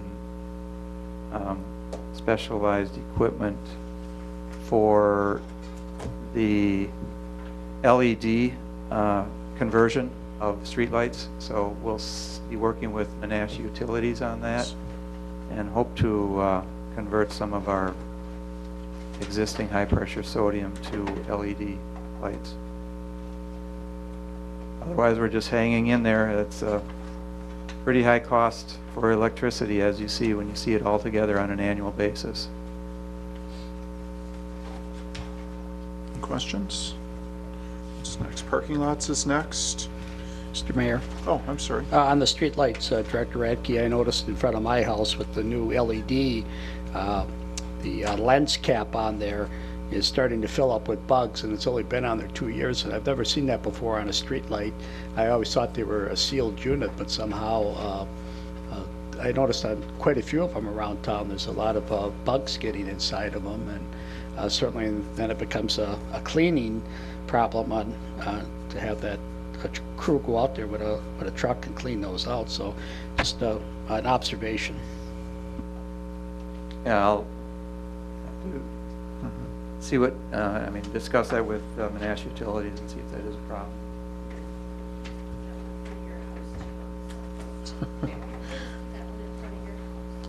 So parking lots is page 131 and 132. Anything to comment on that one, Mark?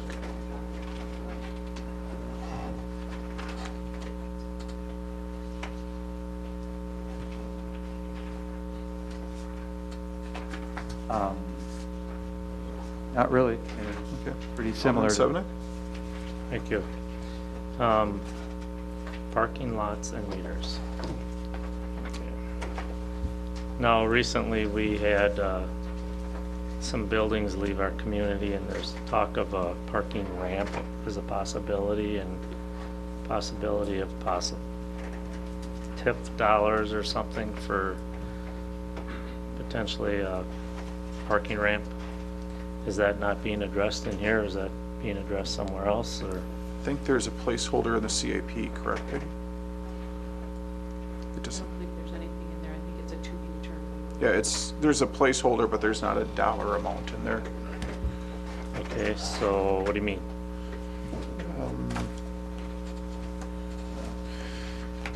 See if we can find it here quick. I mean, if a building goes up, they're gonna certainly not want it in 2017. Page 279.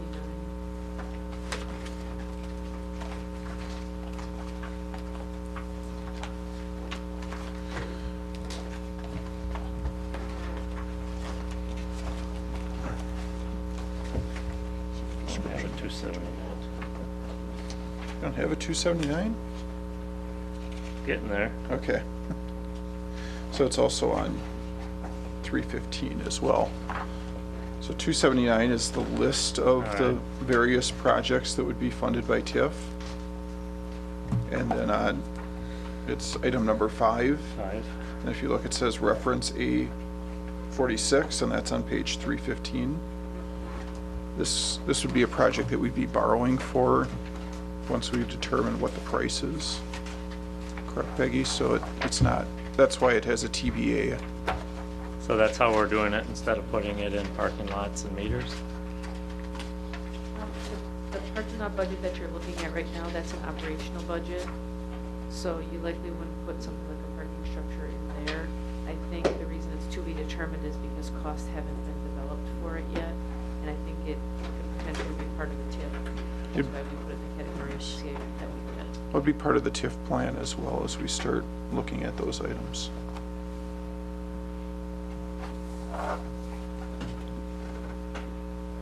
And Greg could So probably, they're identified, but there's no dollar amount, just it's zeroed.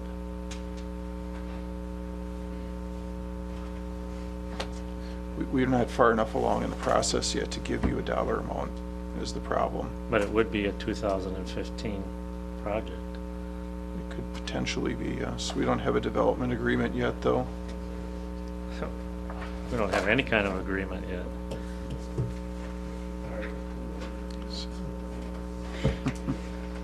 Other questions on parking lots?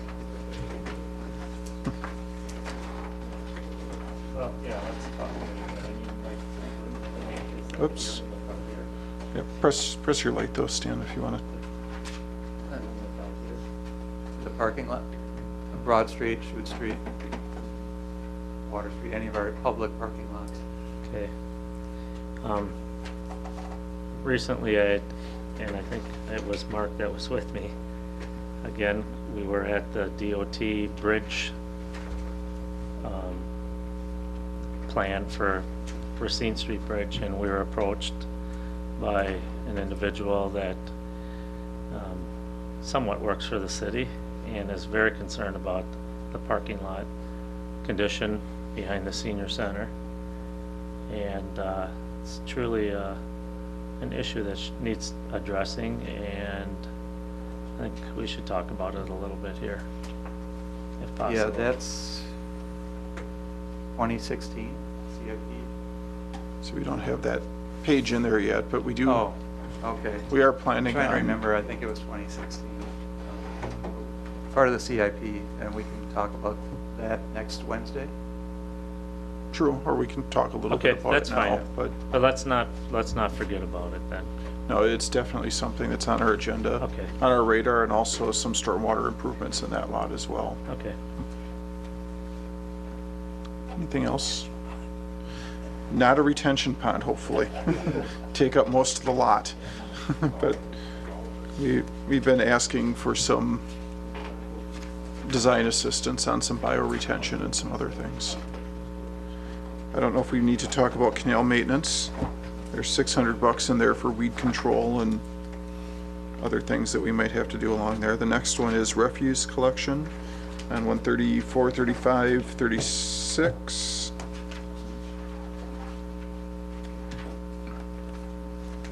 Any comments on this one? Any questions from anyone? Just, our tipping fee did go up by $1 per ton, so not a great increase, but an increase nonetheless. And we increased the amount of the tonnage of solid waste just to account mostly for the growth that we've had in the city, residential growth.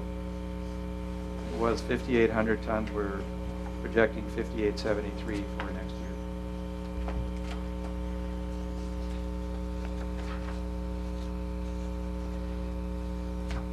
Well, Alderman Taylor? Thank you, Mayor. I've been on the council in some years here, but I get questions from the public now and then. What is a new, we use the old term, garbage truck cost nowadays? What is a new truck? Way too much? Less than a fire. Most recent one was about 270,000. 270,000? Okay, thank you.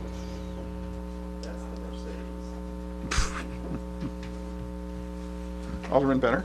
Thank you, Mr. Mayor. Mark, you touched on the tipping fees, and that's one of the things I kind of wanted to talk on. I thought I might do it when we get into the recycle, but with the increase of recycling that we're going to be doing, wouldn't that reduce, or did you take into account for reduction in solid waste that'd be going to the landfills as part of your increase for the amount of tonnage that's going to the landfill? We sort of did. I think with the increased, I guess how I look at it, even though we increase our frequency of our collections on recyclables, the recyclables still need to be recycled and are banned from the landfill. So the way I look at it, in total, those amounts should be the same, other than the new materials that we are now going to start to collect. And when you look at those materials, to me, it seems like they're bulky, but there isn't going to be a whole lot of weight there. Okay. So That's what I was wondering, because we were increasing the amount of material that we can recycle, and to me, that would have, just, there was logic that said that our total tonnage going to the landfill would go down, but. Right, we did try and take some of that into But consideration. you're just saying that it's just more size than what it is weight, huh? That's my belief right now. We'll find out after. In 3 years, you'll really know where it's at, I would think. You aren't gonna know next year anyways. All right, I was just make sure that we were considering that. I should have known, thanks. Anyone else? Weed cutting is the next budget. Questions on that one? Fairly self-explanatory. I have a question. Oh, Mr. I'm Mayor. sorry. I didn't see you down there. Go You were ahead. looking down. Thank you. Director Radke, do we, or whomever could answer this question, do we track the properties that we mow for weed cutting? I'm assuming this is the 8-inch or higher grass. Correct. Yes, we keep records on everything, if that's what you're asking. Yes, and are those, looking back over those numbers, do you see them stabilizing, increasing, decreasing? What is the trend there? I am gonna have to rely on these two guys for that. I would say it's increasing with the amount of vacant homes we have in our community right now over the last few years. Okay, so the majority of the properties that you visit for this service are vacant? I wouldn't say the majority, maybe half. But you see an increase in Oh, yeah, that it's definitely over the past? since I became the weed commissioner. It's an important job. Yeah.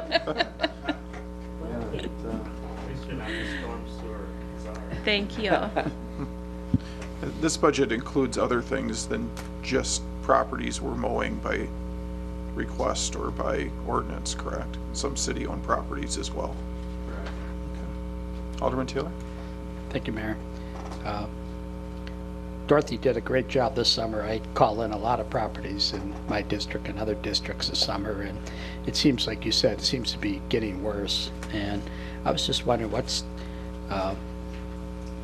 when we send someone out to a property, is there, we have a vehicle, a trailer, equipment, 2 people, 1? Does it varies?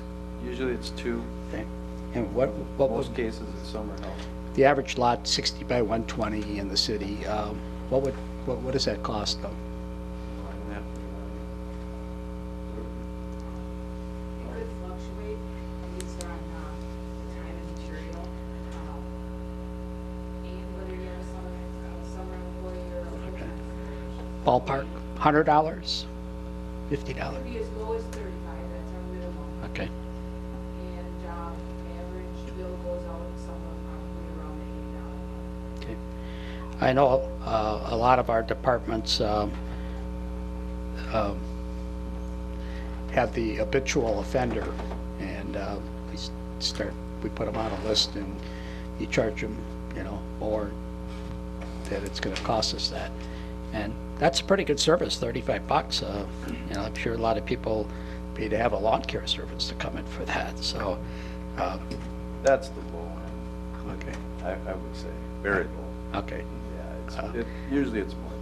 Okay. I just want to make sure we're really charging enough, and In most cases, when we get there, it's usually knee high or higher, and substantial work for 2 employees to get it to look like your yard, everybody else's yard in here. That's how they're instructed. It takes some time. Okay. Anyway, if you want to identify that different or something, you have my support behind that. Anything we can do to increase that, getting those homes taken care of, if it's contacting the banks or whatever we need. Well, there's some I have just on my own personal radar since I've become that person, and I made a vow just to go around and check personally. And there are some of the neighborhoods where a concerned citizen, resident, has got me on the phone, and because of that, I am more aware, and we're there more frequently. So you got kind of the weed commissioner has a hot sheet, and you kind of... Yeah, okay. Or the weed czar, I guess. You're in the current administration. Thanks. So the next budget is lift bridges. Questions on that? It's on page 138 and 39. Go ahead, Becky. Thank you.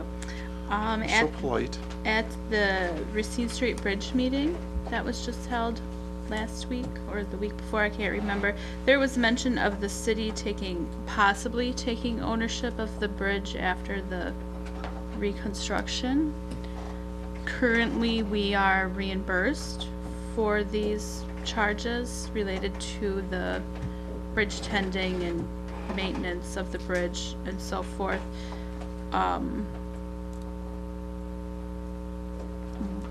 What's our plan to deal with that? Because we're talking about 5 years here. Have we started talking about that and discussing how we might absorb those costs if they force us to do that? We would not absorb those costs very well, I can tell you that.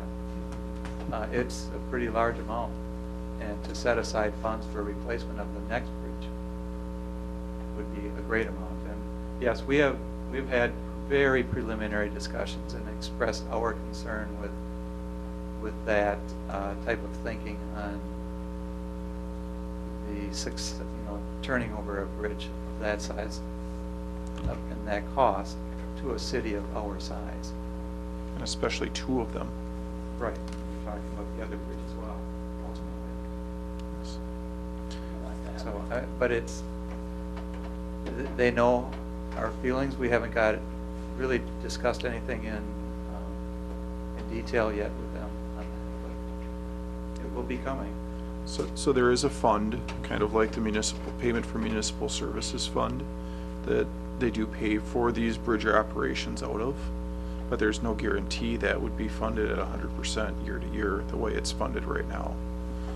So it's just a fixed amount, and they divide it amongst all the communities that have bridges then. That's what they're proposing to us, which is rather scary, considering this is just the operations. We don't see the maintenance portion of it, which Winnebago County is doing, which I would guess is probably at least this much again. Yeah, on the bridges that we have, because they're older and they need that maintenance. Sure. Just wanted to make sure it was on our radar and we're talking about it. Thank you. Definitely. Alderman Taylor? Thank you, Mayor. If they are talking about it at this time, I certainly with the change in Madison, we need to inform our legislature and senators that we're not in favor of anything, let alone accepting the liability on a structure like that. So I think we should stay proactive and have a yearly letter go out by the body here. A yearly part? To have a letter from this body going out each year to say that we're not in favor of taking control of these bridges. This is actually statutory, which is even worse. So yeah, we'd have to get a change in statute. We basically have told them that we don't plan on accepting the bridge. And they told us it's statutory, and we will be accepting it. Especially above a waterway like that, the dam down there. There's tremendous exposure to that. Thank you. Anyone else?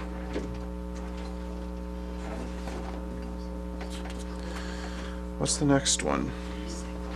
That's not the actual recycling fund. Yes, I think we go to recycling. That's the 100 recycling fund. Oh, yeah, no, that's Oh, there, okay. Was a miscoded, some miscoded amounts that was corrected. Okay, where's,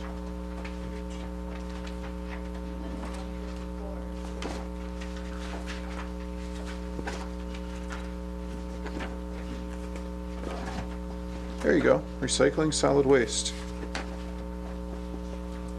You've got the other recycling funds there as well.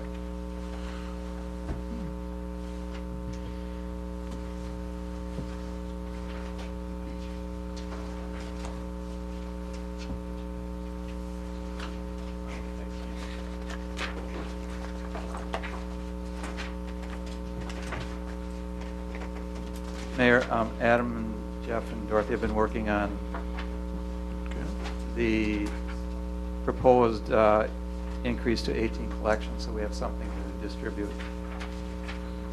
I was just going to say, so far I've not heard anyone say proposed until now.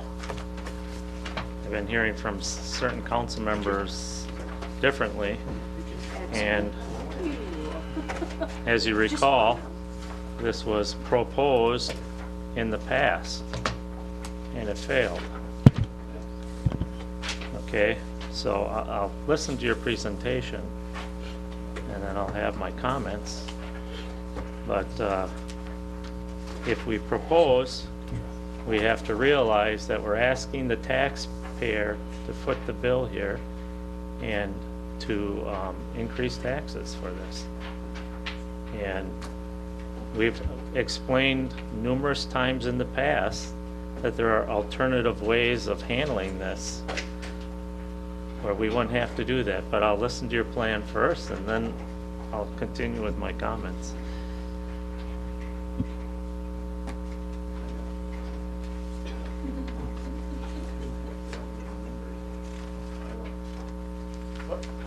For the most part, we're not adding staff. The intent is to not talk about staff. Again, like I said before, in theory, all this stuff's being handled now. You know, some of the stuff that's gonna now be recycled, we've been paying probably, you know, $36 a ton to get rid of it. Now it'll be $5 a ton. So in theory, the total amount of the solid waste has been being handled. We're not going to add staff, so you know, there's not an additional labor cost per se. Obviously, loss of productivity somewhere else for those additional collections. And then when you start getting into the equipment costs, well, this person might be on some other piece of equipment, or he might be helping, assisting. So you would anticipate some additional equipment costs that would be required, and that's what you'll see a reflection primarily is going to be. So the labor will be sort of redistributed from somewhere else to the recycling fund, but the true additional cost would be in the fuel, oil maintenance of that equipment.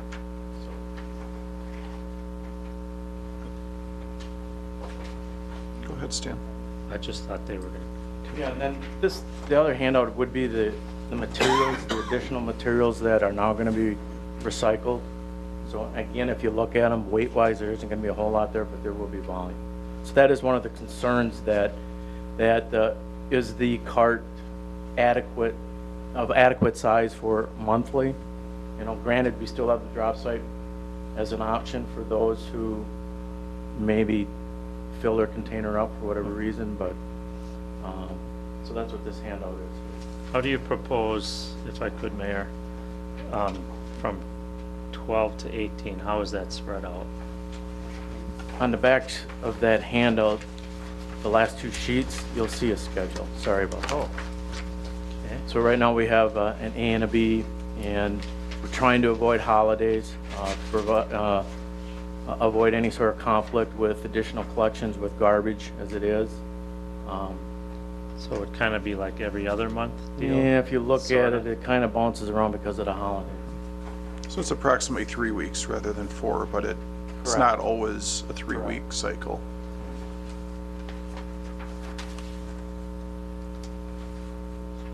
My other point is too, is that we do have, you had mentioned one, we have one option. You can take recyclables down to City Garage. we have another option. You can put a barrel out at any time and put your recyclables in it with the same amount of collections. Well, I'm saying, if you feel your container's too full, you can put another container out there, fill it with recyclables. We don't have to have additional collections. I mean, we're supposed to try to keep costs down but also provide good service. And I understand some of you feel that it's a good service to provide more pickups. But there are all the other ways of handling spending. And my thinking here is that we have a facility, which most places don't, in the Fox Valley, where you can take your recyclables. And two, you can put out another container on your recycling day if you feel you have, I mean, my last one was filled to the top too. I'm by myself. Okay, so I filled that thing this time around. But if I needed to, I could have put out another container next to it and added recyclables without increasing the taxes. So, but I mean, I'm still open. You continue to sell it to me, but right now I'm not, I'm looking, you know, what is it, about almost $40,000 more? What are we, about that? For the curbside collection, if you look in the budget, you'll notice that there's obviously costs for us manning and handling. Because I know there are a lot of the people materials out that there, are especially I know Alderman Benner said in his district that there are people that want more pickups. But I also think we've done a very poor job of educating the community and letting them know that there are other options. Now, I know people know about the garage, but I know that most people don't know that you can use another container. True, I think the idea is, you know, is it as efficient as it, I mean, there's a reason we went to the automated collection, you know, as far as efficiency wise, I guess.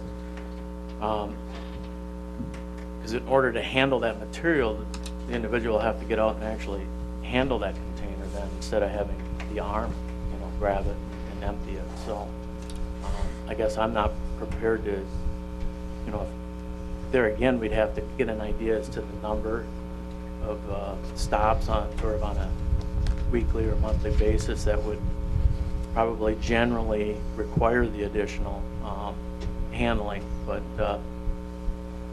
we do have some, we had asked our staff to try to keep track of how many times we do have extra containers outside of the cart. So Jeff, I think you have some information on that. I had the guys last year, or this year, week 14 so far, keep track every day. And like cycle A, be the first calendar. And I just quickly added it up, and on an average, for the week, you'll have 203 extra stops. That if the person actually had to physically get out of the truck and dump that cart, dump the extra container. And on cycle B, that was averaging 145 a week. And it's been slowly increasing over the last 2 years. Correct. And that's why we're proposing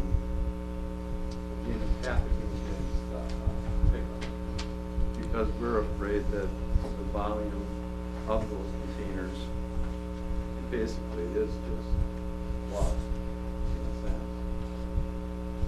There's no weight there, but it's going to fill that cart up quickly. I think Alderman Taylor? Thank you, Mayor. On our blue carts, we have 3 different sizes for the community. Have we looked at sizing these recyclable carts of the brown or tan? We looked at the time we went to the max. They're at the 96-gallon cart. Okay. We anticipated that when we started this. Okay. Have we looked at if a family wants to have an extra cart, that we can charge them for an extra cart instead of, you know, increasing pickups, and then that the employee doesn't have to get out of the truck?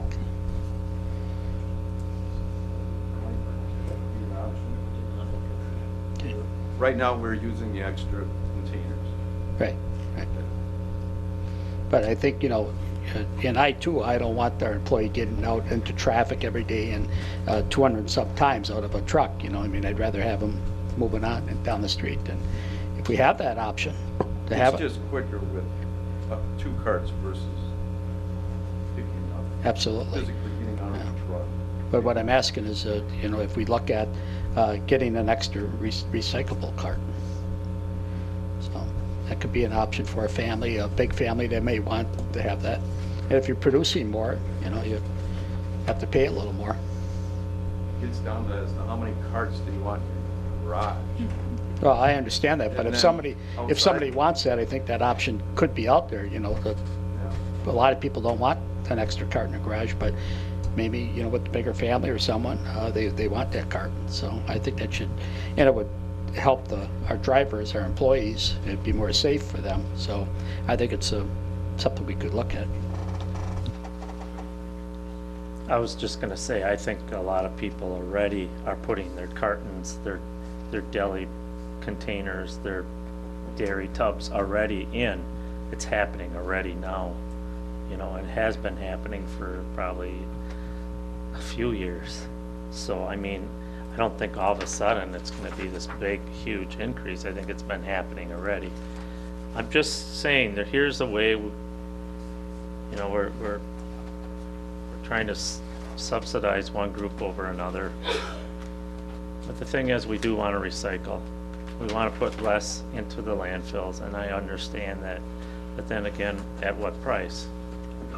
But then I'll tell you something else too that will probably surprise you. I also had employees look and see how many carts were not out, Right? and you'd be surprised. Yeah. On No, A- I wouldn't be surprised. On A alone, Cycle A, on an average, there's 214 carts that are not out. That don't even come to the curb. And on B, it's 188. What do we do about that? Do they? That obviously means they're putting it in their garbage can. Not necessarily, No. Stan. No, Well, no, well. it's not necessary. Sir, Well, let's, it could Oh, be an elderly person that only has to put it out every other month, or every 3rd month. and I'm saying, how are we checking that? Because I would say the majority are. Well, how we check in as far as refuse is, the driver sees that it's contaminated, that's a whole nother story. And I gotta show up. We still do random checks. Or if the cover's open, it's a windy day, Like always. there it is. So we do police it very well. Because I know what you're talking about. There are people who don't care at all. Oh, sure. And they're not gonna deal with that. They just put it in the garbage, period. Well, Stan, my garbage can goes out probably monthly, except in the summer when it gets too stinky. And it's still not full, even monthly. And the recycling bin usually goes out every month, but every once in a while, every other month. But we could, in my case, we could do garbage pickup monthly too, but that wouldn't be popular You should either. share with your neighbors then. So I don't think it's all people that just aren't doing it. It's some people No, just I don't have didn't, that I volume. don't mean all people. I know a lot of people I that probably just don't have care. more volume in recyclables than in garbage. But then there's the opposite side. There are people who care a great deal and have been doing a great job, and it's proof because they want to be able to have more pickups. So, Alderman Nichols? Thank you, Mr. Mayor. Either Director Radke or Mr. Nyland, how do our pickups compare to our neighboring communities in number? For example, we have one per month. For recycling, neighbors being City of Appleton is bi-weekly, every other week. Town of Menasha is bi-weekly. City of Nina is bi-weekly. No, weekly. Weekly. Nina is weekly. I'm sorry.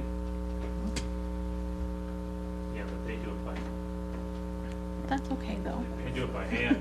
They don't do the automation.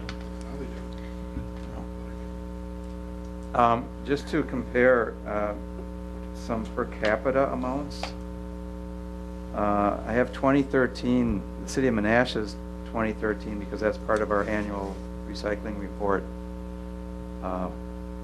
And we are at 149.26 pounds per resident per year of recyclable materials. I don't have that I don't have that for 2013, but I can project 2014 for the town of Menasha and the city of Neenah.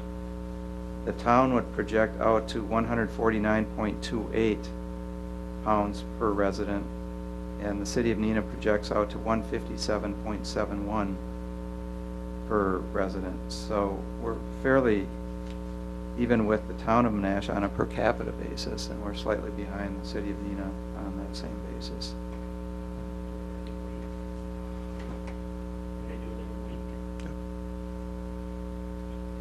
I guess so, yes. I'm sorry, I was wrong on that.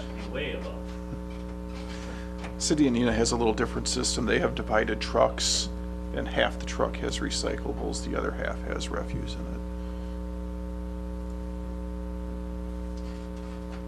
Alderman Nichols, did you have any other I questions? had a question and it just It escaped you, huh? escaped me. We'll come back to you. Write it down when it comes back. That should happen at your age. It's the time of day, James.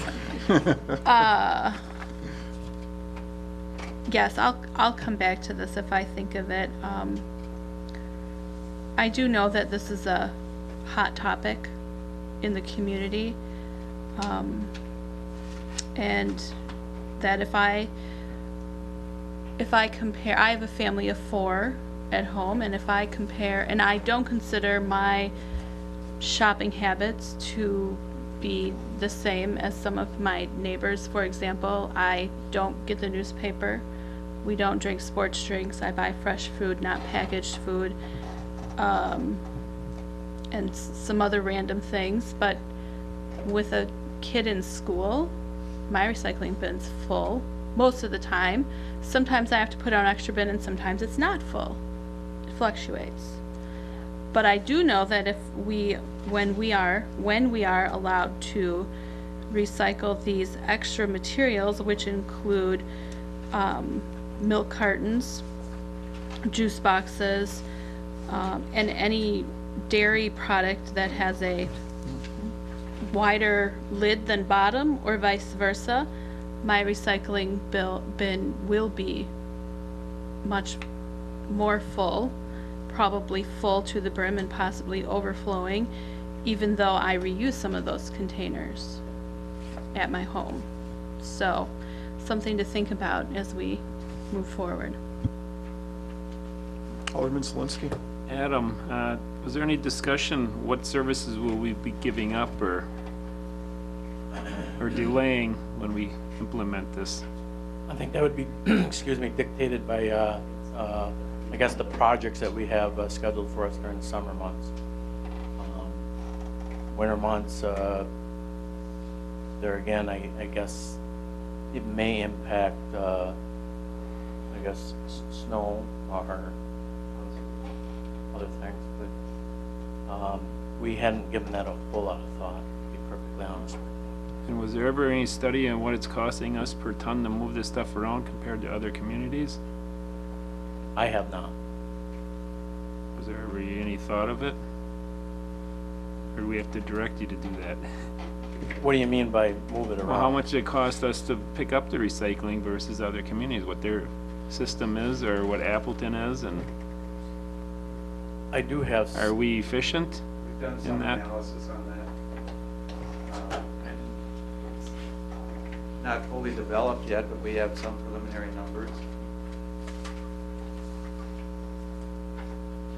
If you look at that second sheet, the problem is right now is I've been looking at the town of Menasha, and the problem with the town of Menasha is that Advanced Disposal, they outsource it, obviously, and Advanced collects their solid waste, which would include garbage and recycling, but they also do yard waste as well. So our yard waste, curbside yard waste collection isn't included in this right now. I can just tell you right now that they charge each household $144 a year in 2013, So you can see right here what our cost is for curbside collection for, this would be just the recyclables and refuse. I don't have it with me, but what I did is I pulled out our spring cleanup for yard waste, our monthly brush collection, and then our fall leaf collection, our curbside collections, and assuming Advanced disposes of their leaf or yard waste through the landfill, which you can take it over there for $18.50 a ton. We're right about $139 a year, and they're at like $144. There's a few things I need to clarify with the town of Menasha, is to make sure that that number, that 144, is only Advanced, because the town also provides, when Advanced picks up yard waste, it's not necessarily chippable brush, so the town goes out with their brush chipper. So I'm not sure if that 144 includes that or not. I believe in my initial conversation with the gal over there that it did not, but once I got our number, I want to kind of confirm and sort of firm up exactly what that 144 covers. So with these numbers, all the maintenance and replacement of trucks are figured into this? Correct, in the equipment rates. Okay. There was some discussion when we were going through all this recycling, but all these trucks are zigzagging through the city and they're passing each other, and it's not the most efficient way to pick up this whole area. You have trucks that are, there's islands out there, and maybe we should get together with the other communities and have this discussion, because that is not efficient, and there's a lot of extra fuel burn picking up areas that we shouldn't be doing and they could help us with, and vice versa. To get some of these trucks off the road. True, it doesn't apply just to refuse either. Other services, yes. Same thing. Yeah, because we have a lot of neighboring communities and we're crossing through their communities to go pick up ours, and there's crossing through ours to pick up theirs. And I just had one more question for Jeff. When someone brings out their recyclables out to the city garage, do they have to separate it anymore? No, those days are... So you could just take your dumps, and that's what I've been doing, just taking that and dumping it into one of the containers, and... Yeah, that's correct. You can do that. Okay, and that speeds up the process immensely if you're not sitting there. Yeah, you used to have to separate the glass, the tin. They have separate containers out there, but you don't have to, No. because they all dump them into the same truck anyway and haul them out of there. You know, we still like to keep junk meals, you know, but Yeah. and it is kind of set up that way, but it's not that way curbside, so. But if someone's worried about the time to go there and Oh, separate no, it, you can there's just no take your dumpster, your garbage can, and That's dump it questions into brought one. up quite frequently. They'll even come in the office and, same question. Okay, thank you. Alderman Nichols. I remembered my question, thank you. It will cost $37 a ton to tip garbage next year, and recycling costs us $5 a ton, correct? In theory, our garbage would decrease, our recycling would increase. Do we get money back for recycling too at the end of the year? I'm not quite sure, that's why I'm asking. We get an annual recycling grant. Is that 2 installments? One installment. It's really based on can't even remember what year, but whatever your costs were in a certain year was many years ago, and that's the basis for determining your annual grant. Ours amounts to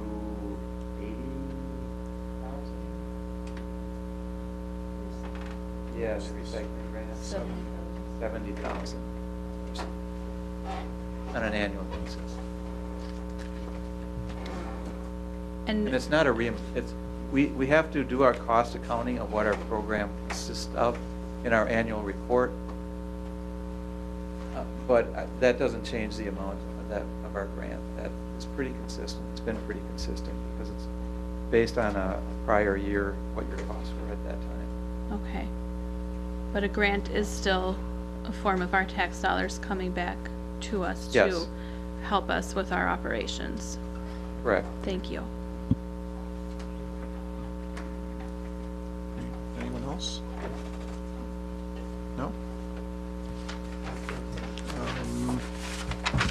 next one. Capital Projects Fund, page 164.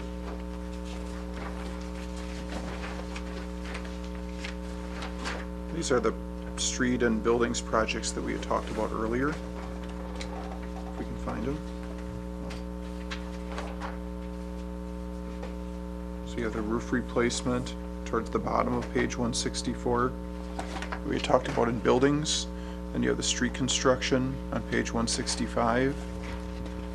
And sidewalk reconstruction right below it. And that's it for Public Works then? Correct, Peggy? Or is there someplace else? Is it just those three items? I'm sorry. In Fund 470? 470, Yes, That would be okay. correct. Alderman Sevenick? Just a question for Mark.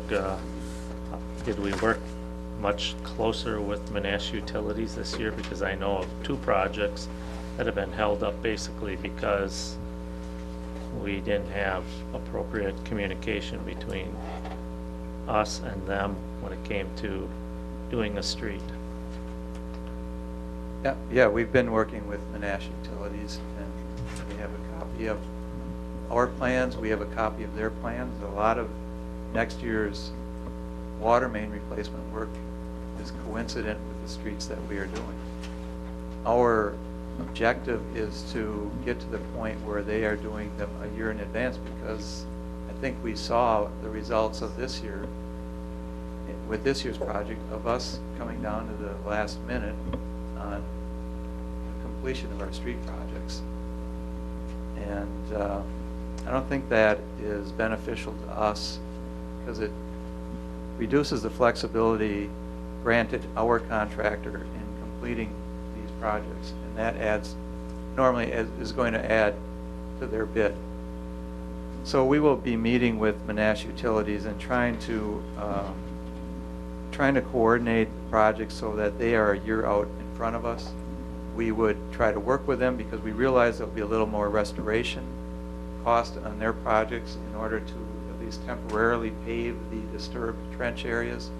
Our thought was that we could provide the labor for that.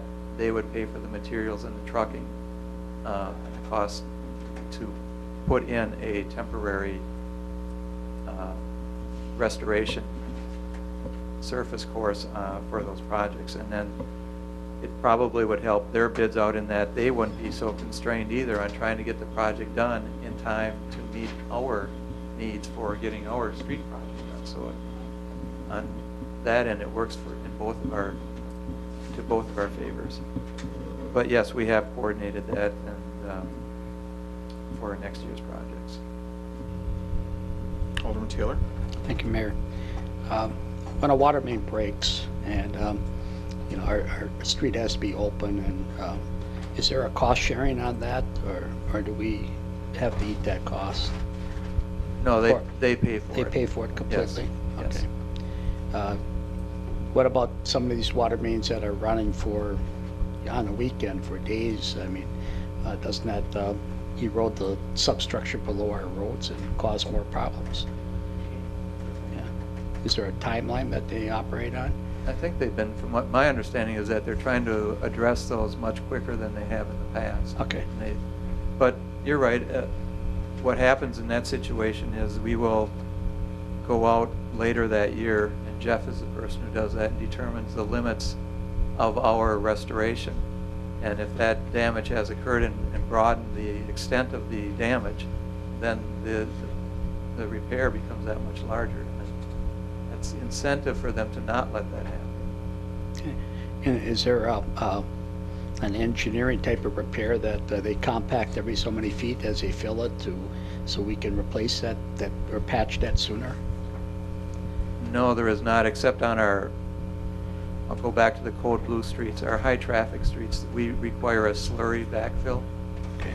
On those when they're backfilling the trench.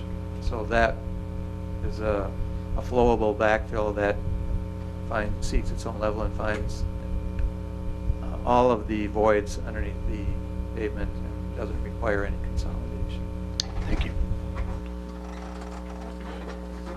So there's actually a revenue on page 228. You don't need to necessarily go there, but for street patching, we have budgeted $50,000 that the utility would contribute towards patching those water main breaks.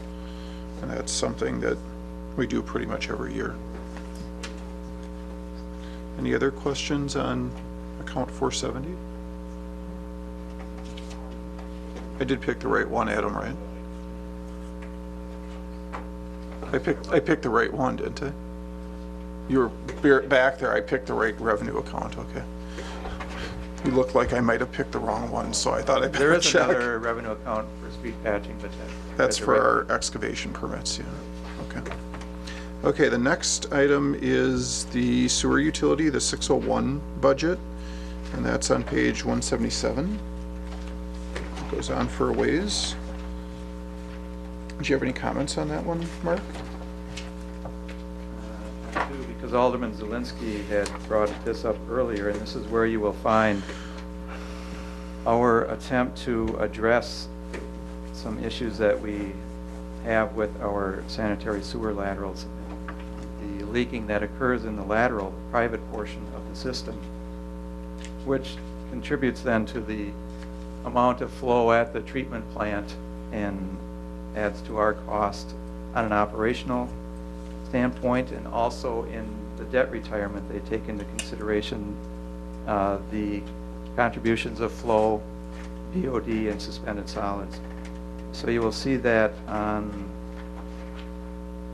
page 179, we have set aside $90,000 for lateral repair, rehab, reconstruction, 60,000 of which we are proposing to be accessible to the property owner.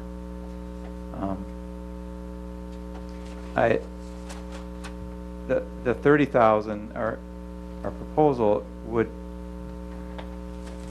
state that the city would be responsible for that portion of the lateral within the right-of-way, which is currently not our current policy. But that allows us to access some clean water funds if we are ever needing to make improvements to laterals within the right-of-way. We would only be taking responsibility once we are assured that that lateral is in excellent condition. That would be the case with the rehab, repair, reconstruction program.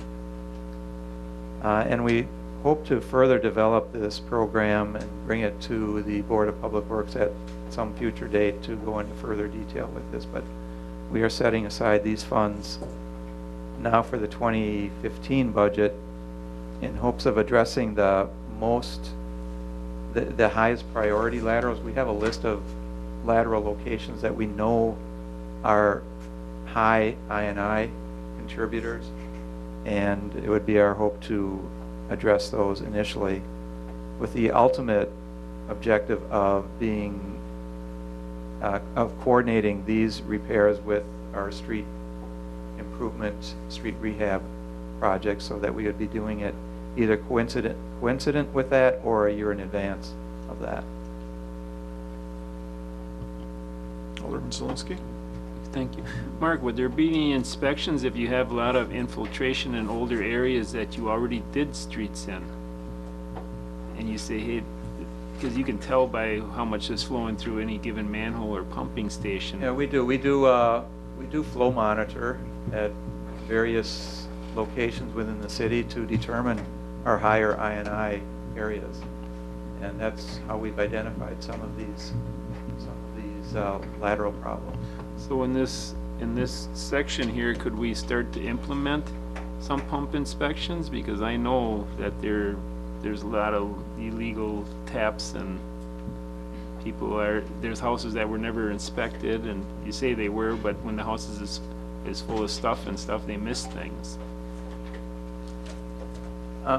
Well, are you talking about areas that we have already inspected? Areas that you have already inspected, and because I work with Appleton somewhat, and then they find certain areas that, hey, we inspected them, but you can't find everything when you're looking at an old house and the basement's full of stuff. Well, I think we do a pretty good job of finding that. Yeah, they do too, but they still find things they miss. Yeah, or the property owner can, in the case of, illegal connections, go Yes. back and disconnect, and then go back and connect again. Mhm. We were surprised by the minimal amount of illegal connections that we found from sump pumps into the sanitary sewer system. There weren't that many. How do you locate them? Are you just stumbling upon them when you're... When we did our home inspections, that was more in the phases 1, 2 of our, Yeah, but they're well notified that you're coming in advance. It's not, hey, phone on the door, we're going in your basement. It's, next week we're showing up. right, yeah, we schedule appointments with them, obviously. In a lot of this older houses, there are things missed. I even talking to sewer contractors that some drain tiles weren't even connected inside. They were doing the connections in the outside years ago, and we're not catching those. That's entirely possible. The other, Yeah. the way, I mean, then we'd almost have to televise every sewer Wow. lateral to see if Yeah. those connections are there. Well, I just wanted to somehow incorporate these sump pump inspections for other inspections that we could be doing. So you're talking about at time of sale? Yes. Yeah, I'm not against that. That's It's where just the gonna other take communities are doing that. It's gonna take an ordinance. Yes. Have But to there adopt would, an there ordinance to would be do some that. funds to start implementing that, and Then you have to look at the charges to the there is property. a fee. We'd have to look at our staffing levels to make sure that we can take that on. We still haven't even gone through the entire city with our regular home inspections. Oh, really? I thought We that have was... a portion of the island to complete, and the mayor has reminded me of that, and his opinion is that we should complete that before we get into these other lateral. I'm surprised to hear that that hasn't been done, because Well, every time it's- there's a rainstorm, there's the truck dumping the sewage into the river. Every time we have a big rainstorm, I live right across from Smith Park, there's the pumper. Nah, in not, we haven't had that for a couple of years. We didn't have any of Really? that this year. We had one location over on Lake Crest. Mhm. It was unexpected, Okay. and was reported to the DNR, but you're right. Years ago, we had that problem, and I think we've done a lot to address that problem. We had to. We had a compliance agreement with the DNR that required us to look at Yes. our problem areas. Yeah. I still think we're somewhat exposed to that potential, but we're in a much, much better position than we were 4, 5, 7 years ago. Okay. Well, Anyhow, keep it on there your are radar, provisions in because this we might- budget to address that if we want to get into that next year. Yes. That's why that's in there. okay. We have the rest of the island to do the regular home inspections on, and a portion that is north of the river as well, a small portion. Okay. Thank you. Alderman Taylor? Thank you, Mayor. Director Radke, we used to hear of the manhole covers on Garfield Avenue blowing off during big rainstorms and the streets being flooded down there. Do we still, have we, that inflow, have we reduced that by, thousands and thousands of gallons, or where are we with that? In the sanitary sewer system, yes, I think we have. And we've recently televised our interceptors leading to the plant, and again, are identifying those defects that were found. Not a lot of them. Found a lot of deposits in the interceptors, but we're addressing the defects on a priority basis to get the most cost-effective ones done first, and then follow up with the others. Who would have those gallons issue? Would that be the The treatment extra- plant has that. We get copies of the records, so also. Okay. I'd be happy to share those with you, because our flow has been decreased significantly, but there still is, when you get weather events, rain events, or especially combined with snow melt, you still have some high I&I, as most cities do. Thanks. Anyone else on sanitary sewer? The next budgets are the stormwater utility, starting at 181.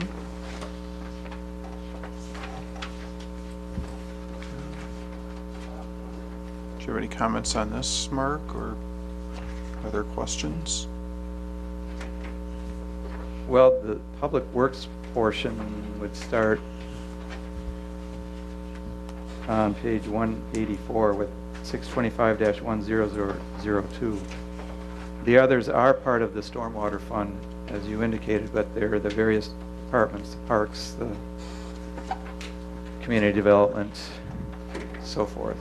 So I wasn't part of formulating their budgets. Okay, so we'll start at the bottom of page 184 and go on if anyone has questions. Are we gonna be coming back to this at all? We'll do those other segments then with those other departments. We have questions on some of those. Just one question on street sweeping. Can we keep up with the street sweeping on the schedule that you say here with the added streets, and then we're talking about taking people out to go pick up recyclables, and are we gonna, is this, because I remember last year, I don't know if it was a breakdown in the truck, the streets weren't swept for quite a long time, and I even called and say, hey, when are these chips gonna be taken care of? And Well, the heaviest time of year, of course, is spring, and we have, Yes. 2 shifts that go out on street sweeping at that time of year. The rest of the year, if we are fully staffed, I think we can keep up with it. We've had some issues when we're down a person or two, that's something that probably hasn't been done as often as we would like to. I think this year, we had a couple times when we couldn't get someone out. yeah, the harsher the winter, the more chips that are out there, and it just seems like we're defeating some purpose here. If we're not getting the chips, we're cleaning them out of the sewer later, and how many street sweepers do we have? We have one. One. We plan to purchase a high-efficiency street sweeper probably next, in 2016. Okay, because we've been talking about that for a long time. We have been, but since we met the minimal threshold for reduction of suspended solids per the DNR guidance, we were no longer under the time clock to meet the standard, and we were waiting for our TMDL, total maximum daily load, on the lower Fox River. Those new guidelines just came out in the last 2 weeks. So now we have an engineer, McMahon, is doing our stormwater management study for the TMDL.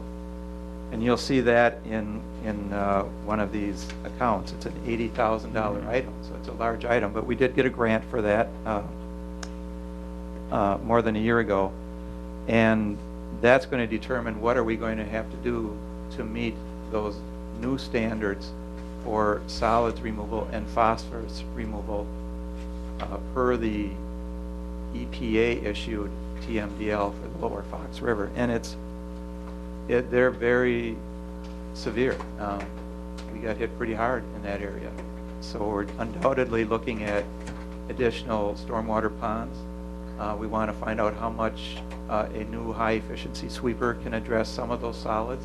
That will be helpful, but we're holding off until that time. Yeah, last year we were talking about fee adjustments because we didn't have enough to buy the street sweeper because it was used on there was other expenses somewhere along the line that money was used up for the street sweeper, and I find we got one street sweeper and it's old. It's been reconditioned. Yeah. We did have to send it in to be reconditioned. Okay, that's what I heard. What the delay was, why the streets weren't swept because the reconditioning. That's what I heard, but I don't know if that has any.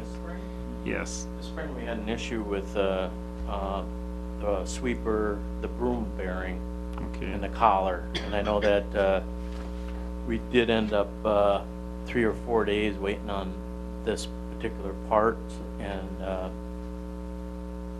no one went out on the street and wasn't out there an hour, and guess what? We had an issue and found out that something was bent, and so there was a little delay this spring.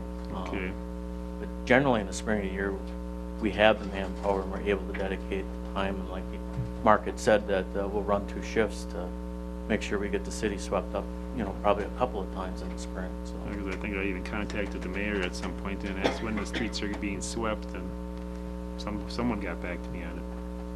Well, thank you. Mark? Thank you, Mayor. Along with that, how many brooms do we have for the sweeper? We just have one broom? Or do we have a backup in case that broom? So, I never brought it up, but as long as Alderman Zelinski brought it up, I had a couple constituents talk to me about it after the sweeper went by, and they mentioned the depth of the broom on there. And I just kind of saw the sweeper go by one time on a street, and I just kind of looked. How is the sweeper supposed to actually work? Is it supposed to clear the gutter, the curb? Because it really... There's a gutter broom that should sweep it out in front of the main rooms and sweep. So that curb should be nice and clean? I mean, is there a depth on that broom from the street to that? I heard that we were trying to save on the broom, so we kind of raised the level of it. Okay. But we have backups to the brooms. The If they, broom slowly wears away. that's probably what it is. Starts out, so I don't know the length. Yep. 10 inches, well, they're steel. And they just slowly, as you go down the road on concrete, asphalt, it slowly just wears away. Can we lower that? Yeah, we can the lower. driver can lower it Yes. as he's going? Okay, Correct. all right, thank Correct. you. And depending on how dirty the gutter is at the time he's going through too, the first initials in the spring, you're not gonna get it all in the first time. Okay. That's why we go around 2 times, 3 Couple times. times. All right, thanks. Else? I actually just need to tell you where the stormwater fund is at, because the stormwater fund is not solvent at this point. In 2013, the stormwater fund lost $100,000. Now, there is cash in that fund, so the cash is covering it, but based on the 2014 estimates, we're looking at least $350,000 loss in 2014 and about over 600 in 2015. One of 2 things has to happen. The stormwater budget changes, then the rate needs to change. Those are the choices we have on that. It's There's getting, a third choice also. And that is that we don't put everything into the storm sewer. There's also a third choice, and that's that we don't put everything into the storm sewer fund to fund things like the city attorney and engineering and trees and park caretaker, forestry. I mean, I think we've overextended ourselves in a lot of ways too. So I like to keep the fund low. We just got to quit dipping in it. We also have to remember that all the tax exempt properties do pay the stormwater fees, and a lot of them have very large parking lots as well. So it does help distribute the costs of running the city a lot more effectively as well. If we push that all back into the levy accounts, that means all the homeowners will continue subsidizing those very large parking lots. So, but Stan is right. You can take things out of that fund. You can raise the fee. I forgot I don't know what the third option was. change the budget or raise Yeah. the fees. I think that's changed the budget. Yeah. So, any other questions on the stormwater fund? Can move to the city garage fund. On page 191 it starts.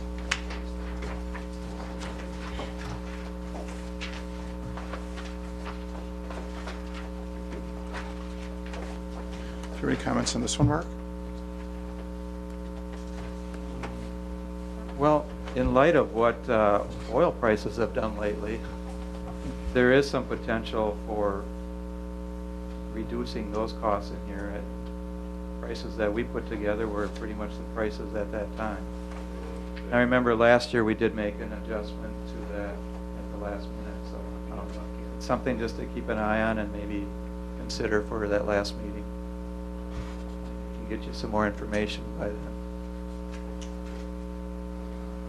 Adam has some information about the generator that you'll find on page 194 under 82-01.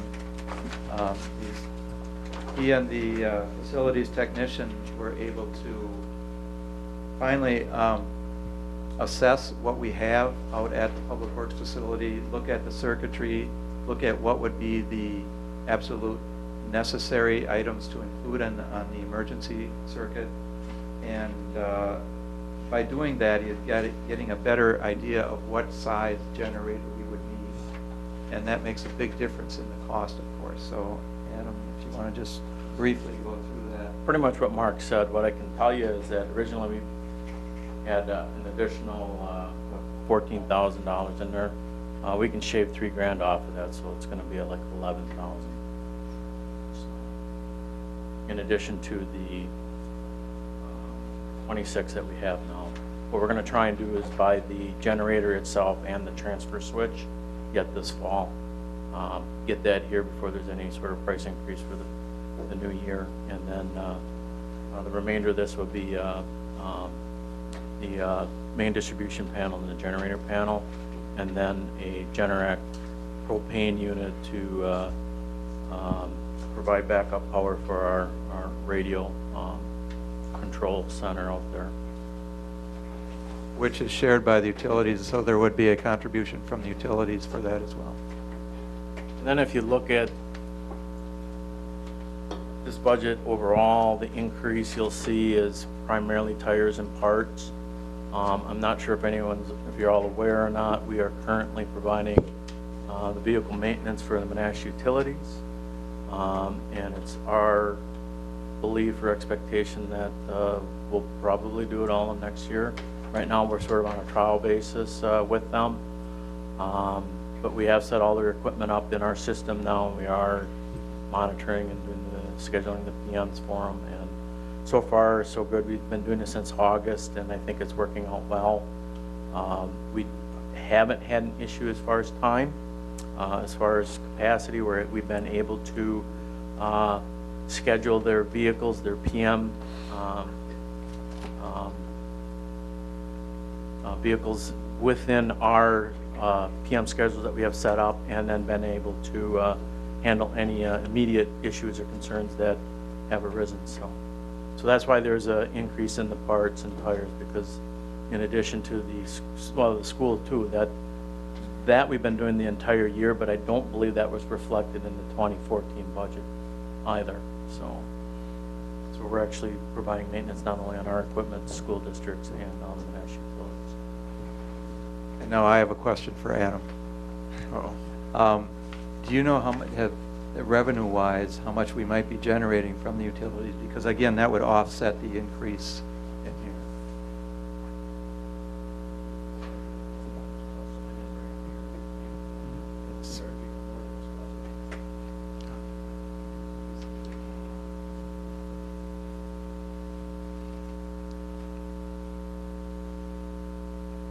Or can you, what you've done so far this year, if you projected that out for a year? My memory's not so good. I write things down, so I prefer not to say anything at this point. But I can get you guys that later. We have it in here somewhere. Alderman Benner has a question as well. Go ahead. Sure. Thank you, Mr. Mayor. I want to go back to that emergency generator. You said you're reducing the size of the generator and you're at one transfer switch. Is that just a legally required emergency system, or is this all optional? Say that again, please. Or is this generator for a legally required emergency system? Or is, because you said you're at one transfer switch, or do we have optional? How did you reduce $3,000 from that system? Just the size of the generator itself. Based on who did the analysis? This current one, our facilities tech electrician, he is a master electrician, so he and I sat down, we identified the systems that we need to make sure are operational if we run into a catastrophic event. And I'm not quite sure where the budget number came from last year, but that was one of the reasons when we first saw that number. He and I sat down and tried to take a look at it. We were concerned that we didn't have enough money in the budget. So that's why we put this additional money in there, and then in the meantime, him and I worked at assessing the, I guess, the demand of our distribution panel and size the generator, what we feel is adequate. And so Brian did the evaluation. Because those are fairly complicated systems, and you have 3 different systems typically in a building, and they each require their own transfer switch. And if you have your legally required, you know, for your emergency system, then you have a legally required, and then you have an optional system. And each of those require its own transfer switch. And if you're doing this correctly, especially as part of our, none of our 911 stuff comes out of there or anything, right? That's just for our own use? Correct. Fuel pumps, overhead doors, maintenance shop, some lighting, office. Okay.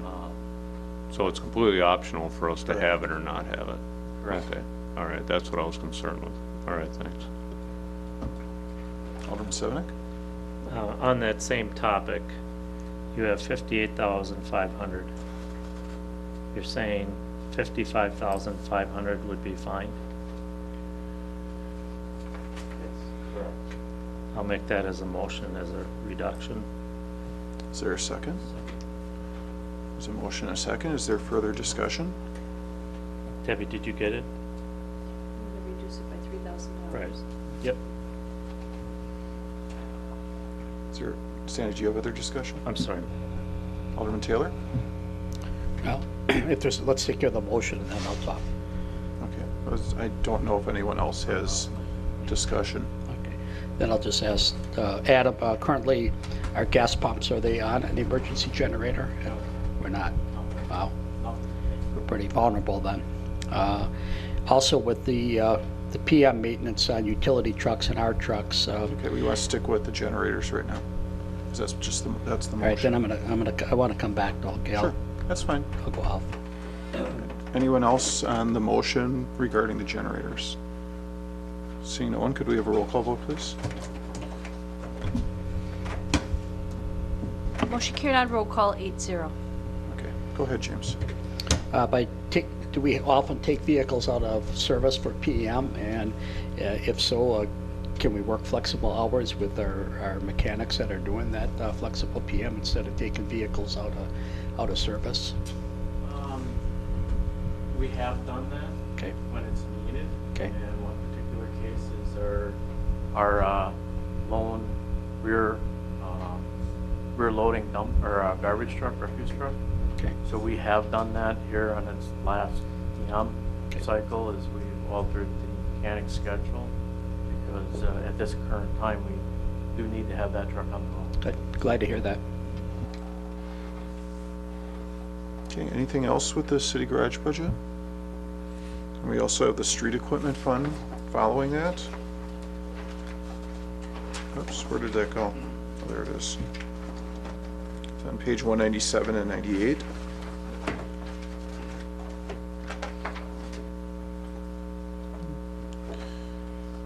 Any comments or questions? I'd like for them to maybe discuss it a little. Sure. The first one is a single axle dump truck. It's a plow truck. It's also our anti-icing vehicle. In addition to its age, we're hoping that as soon as the budget is approved that we'll get some specs out because we're not quite sure how long that's going to last. We've had some issues with it. And then if you look down on 3009, that is actually our ice rink truck or water truck. We've met as a group, and what we're entertaining or we're looking at is trying to make that one vehicle.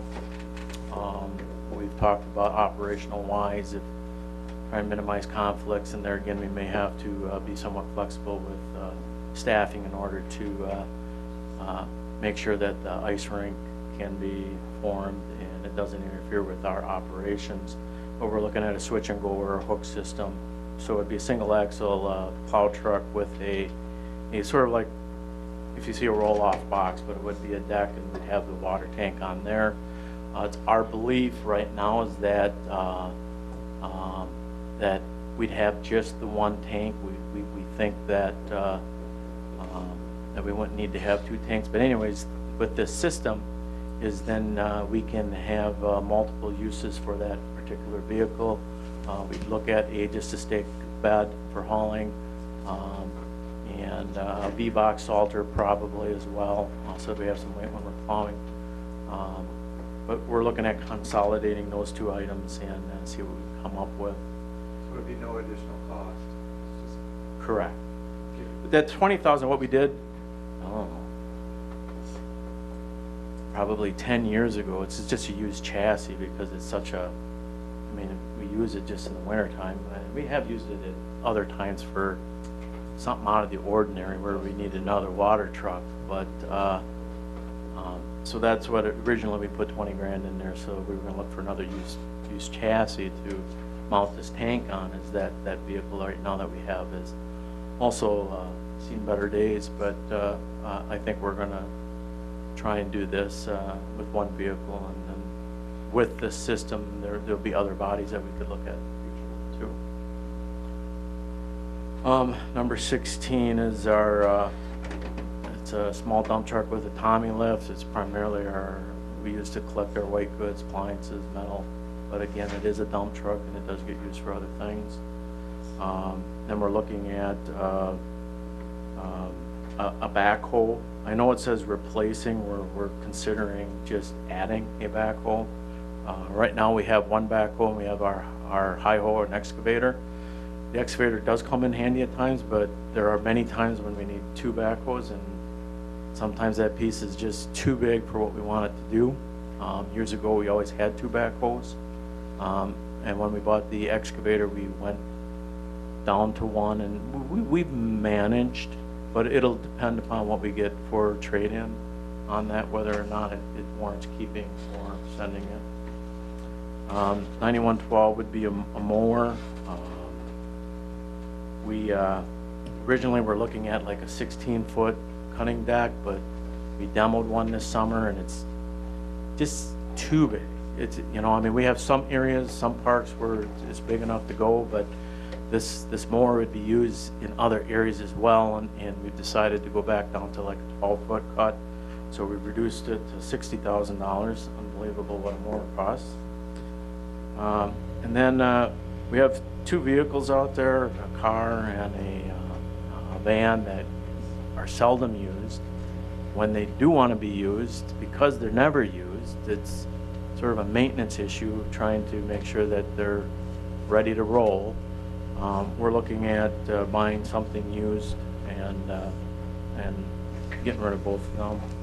And then the last item would be replacing two, just one. Correct, just one used car or van.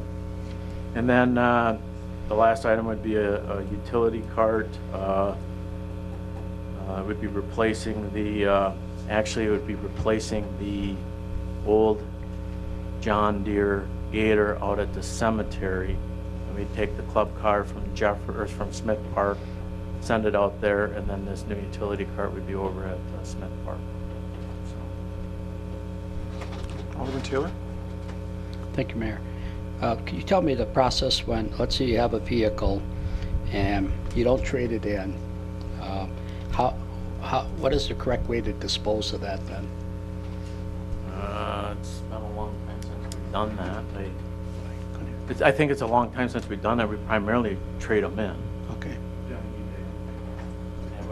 How long ago was that? Okay. For instance, if an employee wants to buy it, can an employee just come to you and buy it? No. You can't do that? There's a process for surplus, for disposal of surplus city property. And one of the acceptable methods is to place it in a public auction. eBay is what we've done. Okay. Advertise and receive bids for it. Okay. Reuse in the existing another city department. Is that That's pretty much. is that a city policy, or is that a state policy? Is that a It's our city policy. city policy? Okay, thank you. Anybody else on the equipment fund? That's the end of Public Works, unless anyone else had something we missed along the way. If not, thanks for coming tonight, guys. Oh, go ahead. I just want to go back on that generator just real quick. Why are we using propane instead of natural gas? No, we would use natural gas for the public works facility. Okay, because you mentioned. However, the radio shed, is it on?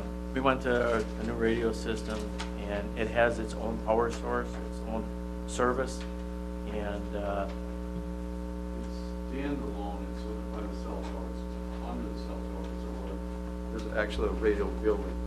Okay. And right now, that's vulnerable. If something happened, we wouldn't have communication. Sure. What we want to do is, that's a separate generator, just a small generator. All right. It just Real was. small, like a house. Yeah, And- okay. Right, it'd just be a small propane tank to run that. Okay, it just didn't make sense that we had natural gas, which was very reliable, and then you do propane. Okay, all right, that makes sense, thanks. James? Thank you, Mayor. Just a note, when we called your department throughout the year, and you call Dorothy, you tell her there's a branch obstructing us in the growth season in the spring, obstructing the stop sign or something, or you guys fixing a pothole and maintaining over 100 miles of roadway in our city. Certainly you don't get a lot of credit for prevention in life, but you guys do, you could put a number on it, but you do, a lot of tragedies are prevented from what you guys do. And you guys do save lives through the year too, so you guys are heroes also. Thank you.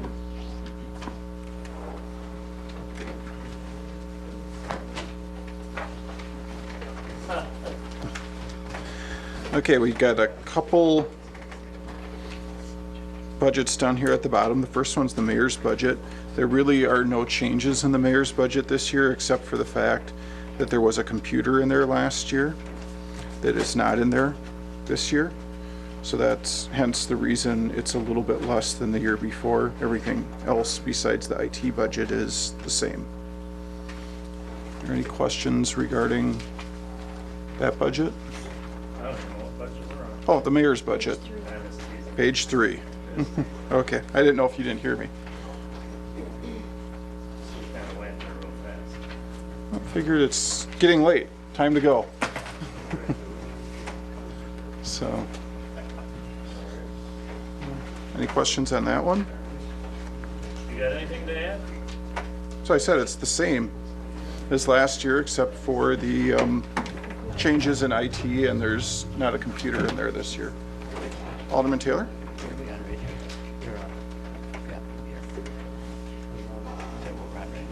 I don't know. We're on mayor's budget. On mayor's budget? Are we done with mayor?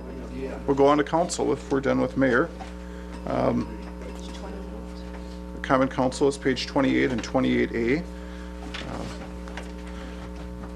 I forgot to tell Peggy that I had added descriptions for these. That's why it's page 28A for the description. 28A? Yeah, the council members should all have, they were either mailed to you or they were, okay.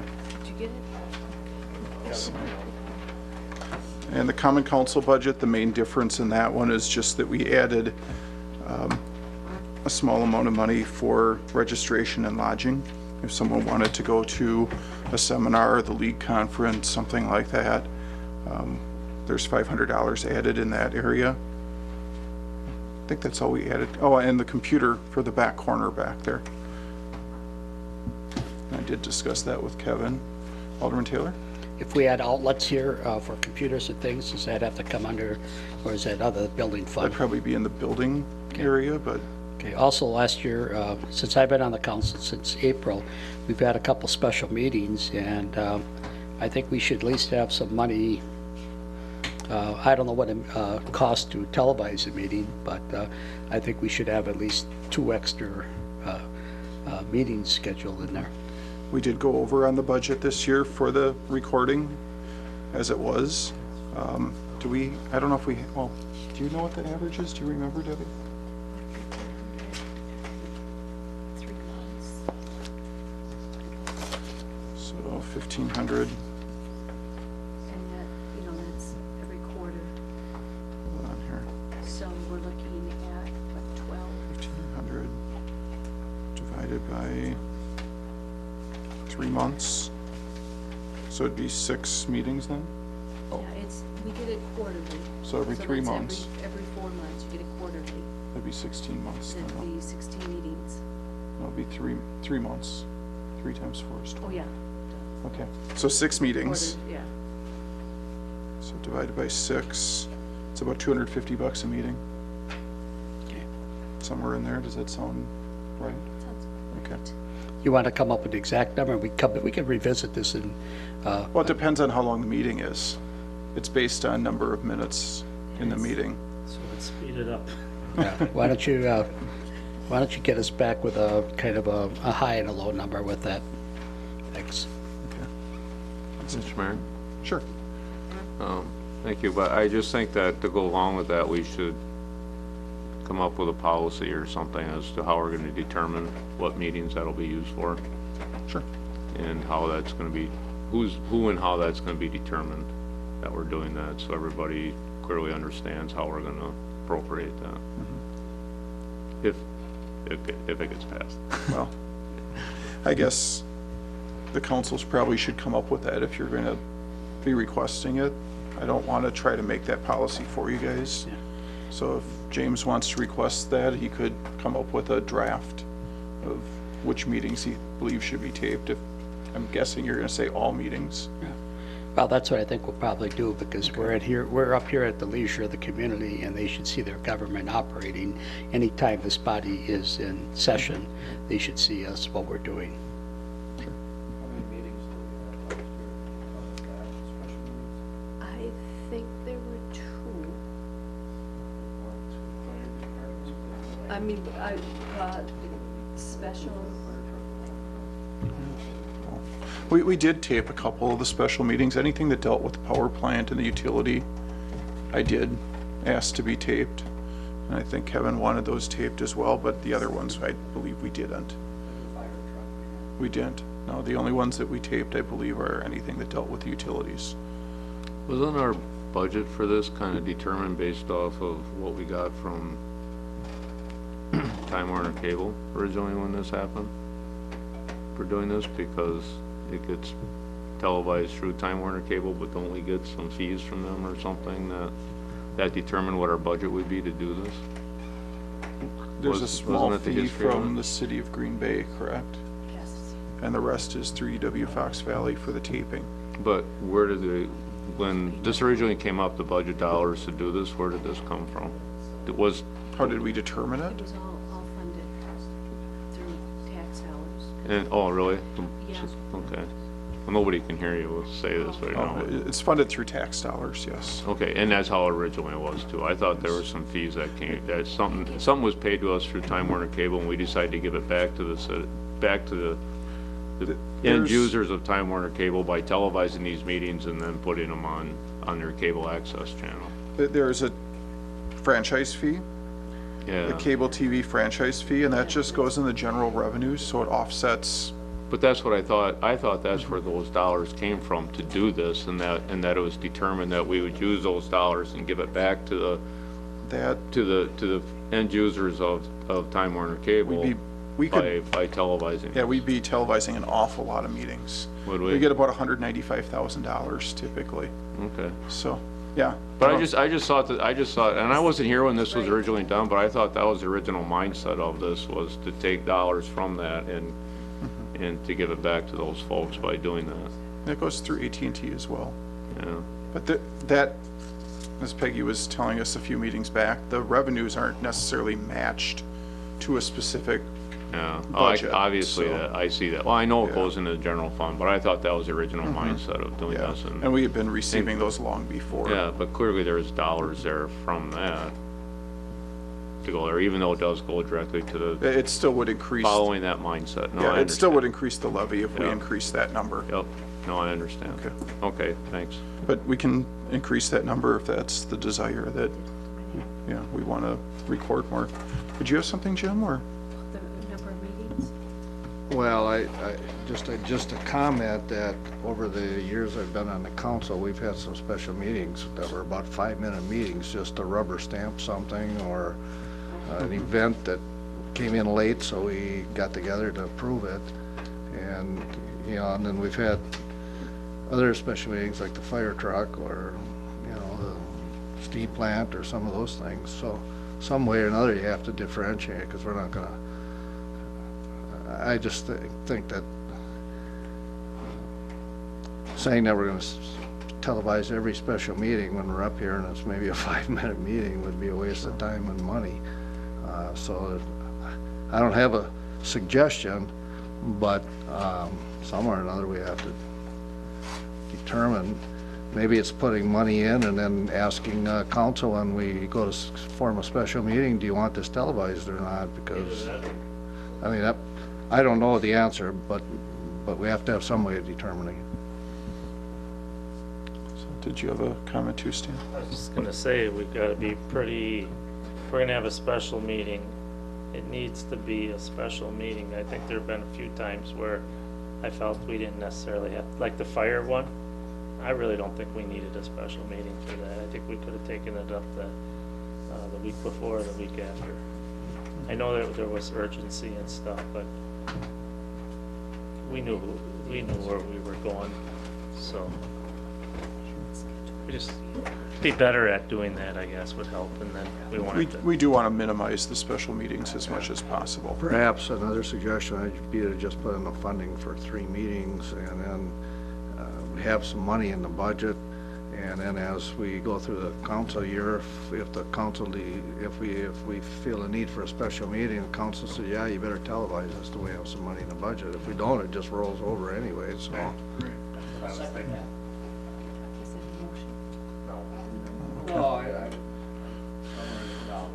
somebody asked for an average dollar amount. Yeah.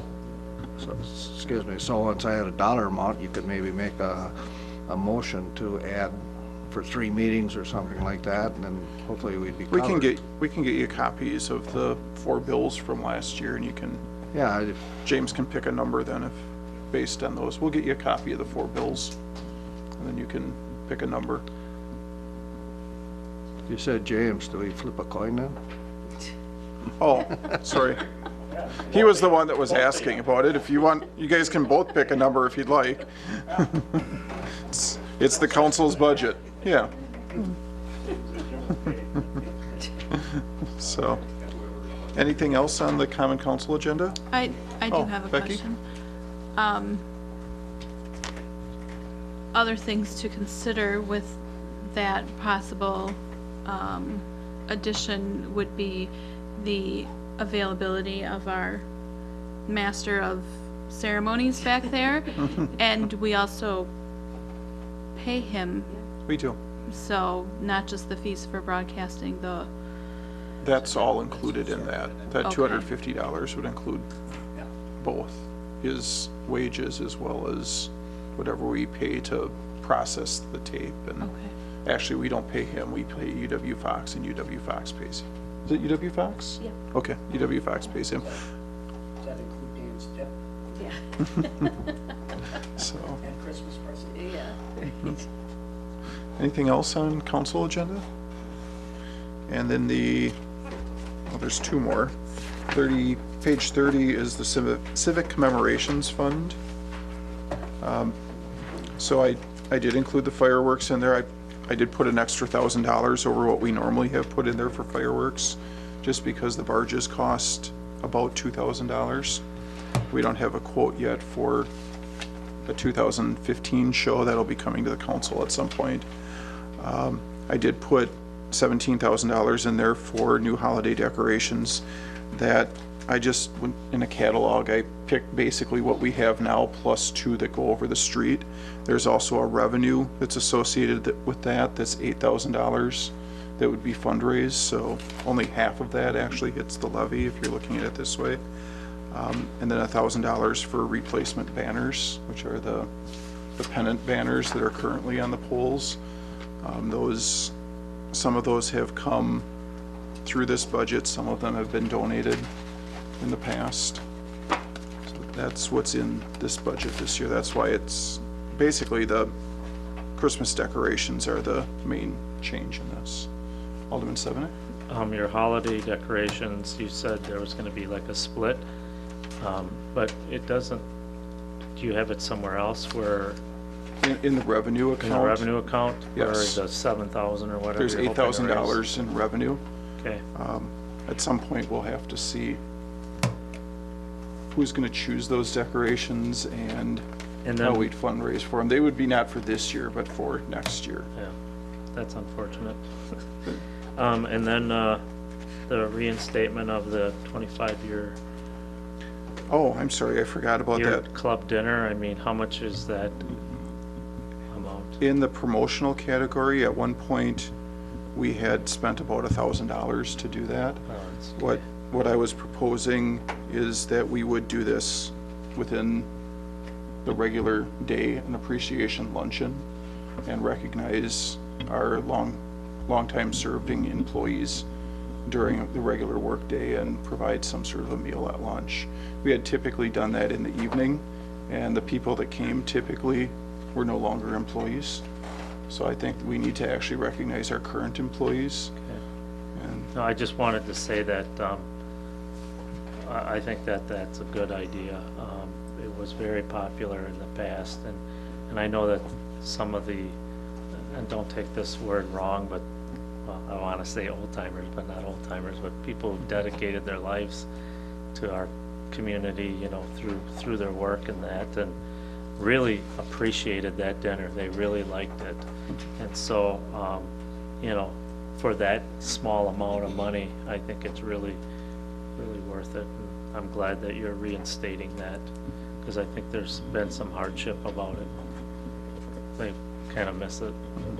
I guess I've heard it a few times, that's the only I'm not reason I certain say I'm that. recommending the same thing that you're No, I recommending. know that, yeah, though. and Okay. your ideas also, you know, it's a good idea. Okay. Yeah, just let's not forget. I mean, you're at least trying to reinstate something. Instead of yes. like totally just having the plaque over there, so. Exactly. Alderman Nichols? What you were just discussing with Alderman Sevenek? Sure, that's number 3 under 2015 objectives. Oh, that's the $1,000? Yeah, it's under promotional. It's actually $1,300. It's on Okay. that line, and there's trinkets and other things that we would purchase out of that line as well. What is all included in that $1,300? Well, the dinner as well as the little pins, plaques that we might give out. Most of those things are typically donated by me. I typically just go out and buy those things because we haven't really had a budget for that in the past. But some of those things come out of that account as well. And could you expand for me a little bit on this dinner thing? Was it listed in one of the accomplishments or? No. 38. Yep, it's right. In the mailed one. Thank you. Okay. Thank you. So in the past, we had held a dinner, was it every year? Every year, and we typically did it at Germania, I believe. And we would recognize the people that had either worked for the city for 25 years or had... Or more. Or more, or were just hitting 25 years. And we also invited all the retirees to that dinner. Typically, the people that came were more retirees than current employees. What I'm proposing is that we would recognize all of our current employees, not necessarily just the 25-year employees, but all of our milestone employees during a luncheon during the day, as well as, so we have a luncheon for everyone and recognize those employees at the same time. Used to call the mayor's campaign dinner. No. I went to at least one of them. I don't remember if there was more than that, but I think we do need to recognize our employees for their achievements and their milestones and the things that they've done for the community. And this is a very small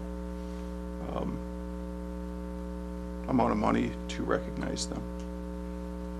Thank you. I was confused because I You had no page 30A. I found my pages, but I missed all that, so Sure. thank you. You're welcome. Stan? Just to touch on what you had said too, James just threw me off here. But, also too, there's a lot of work from staff here at the city that put this on too. I know that Debbie worked very hard in the past. Joan Smogolinsky worked really hard on this in the past. And it also got not just the employees involved, but it also got the business community involved because they actually wanted to show their appreciation also through gifts. So there would be like, a $10 gift certificate from Doris's or something like that. And that was always very well received. Anyone else on the civic commemorations budget? And the last budget, the steam utility operations, there's nothing on it. Zero. Yes, so. There's no further business. We still have a little bit of work to do on that. We do need to dissolve the utility at some point, and there's some accounting that has to happen both here and at the utilities. There's no further business, Mayor. I move that we adjourn. All those in favor? Aye. Opposed? We are adjourned. Thank you. Broadcasts of the City of Menasha Administration Committee, Board of Public Works, and Common Council meetings are produced by University Studios of the University of Wisconsin-Fox Valley. Menasha residents and interested parties can obtain information about these meetings and meeting agendas from the city website, www.cityofmenasha-wi.gov. Expression of opinions regarding City of Menasha issues or about these broadcasts can be made by contacting the Mayor's Office, 920-967-5117. Contacting their City Alderman. Contact information appears on the website. Completing the electronic feedback form on the website. All public portions of the meetings are recorded in entirety and are not edited for playback.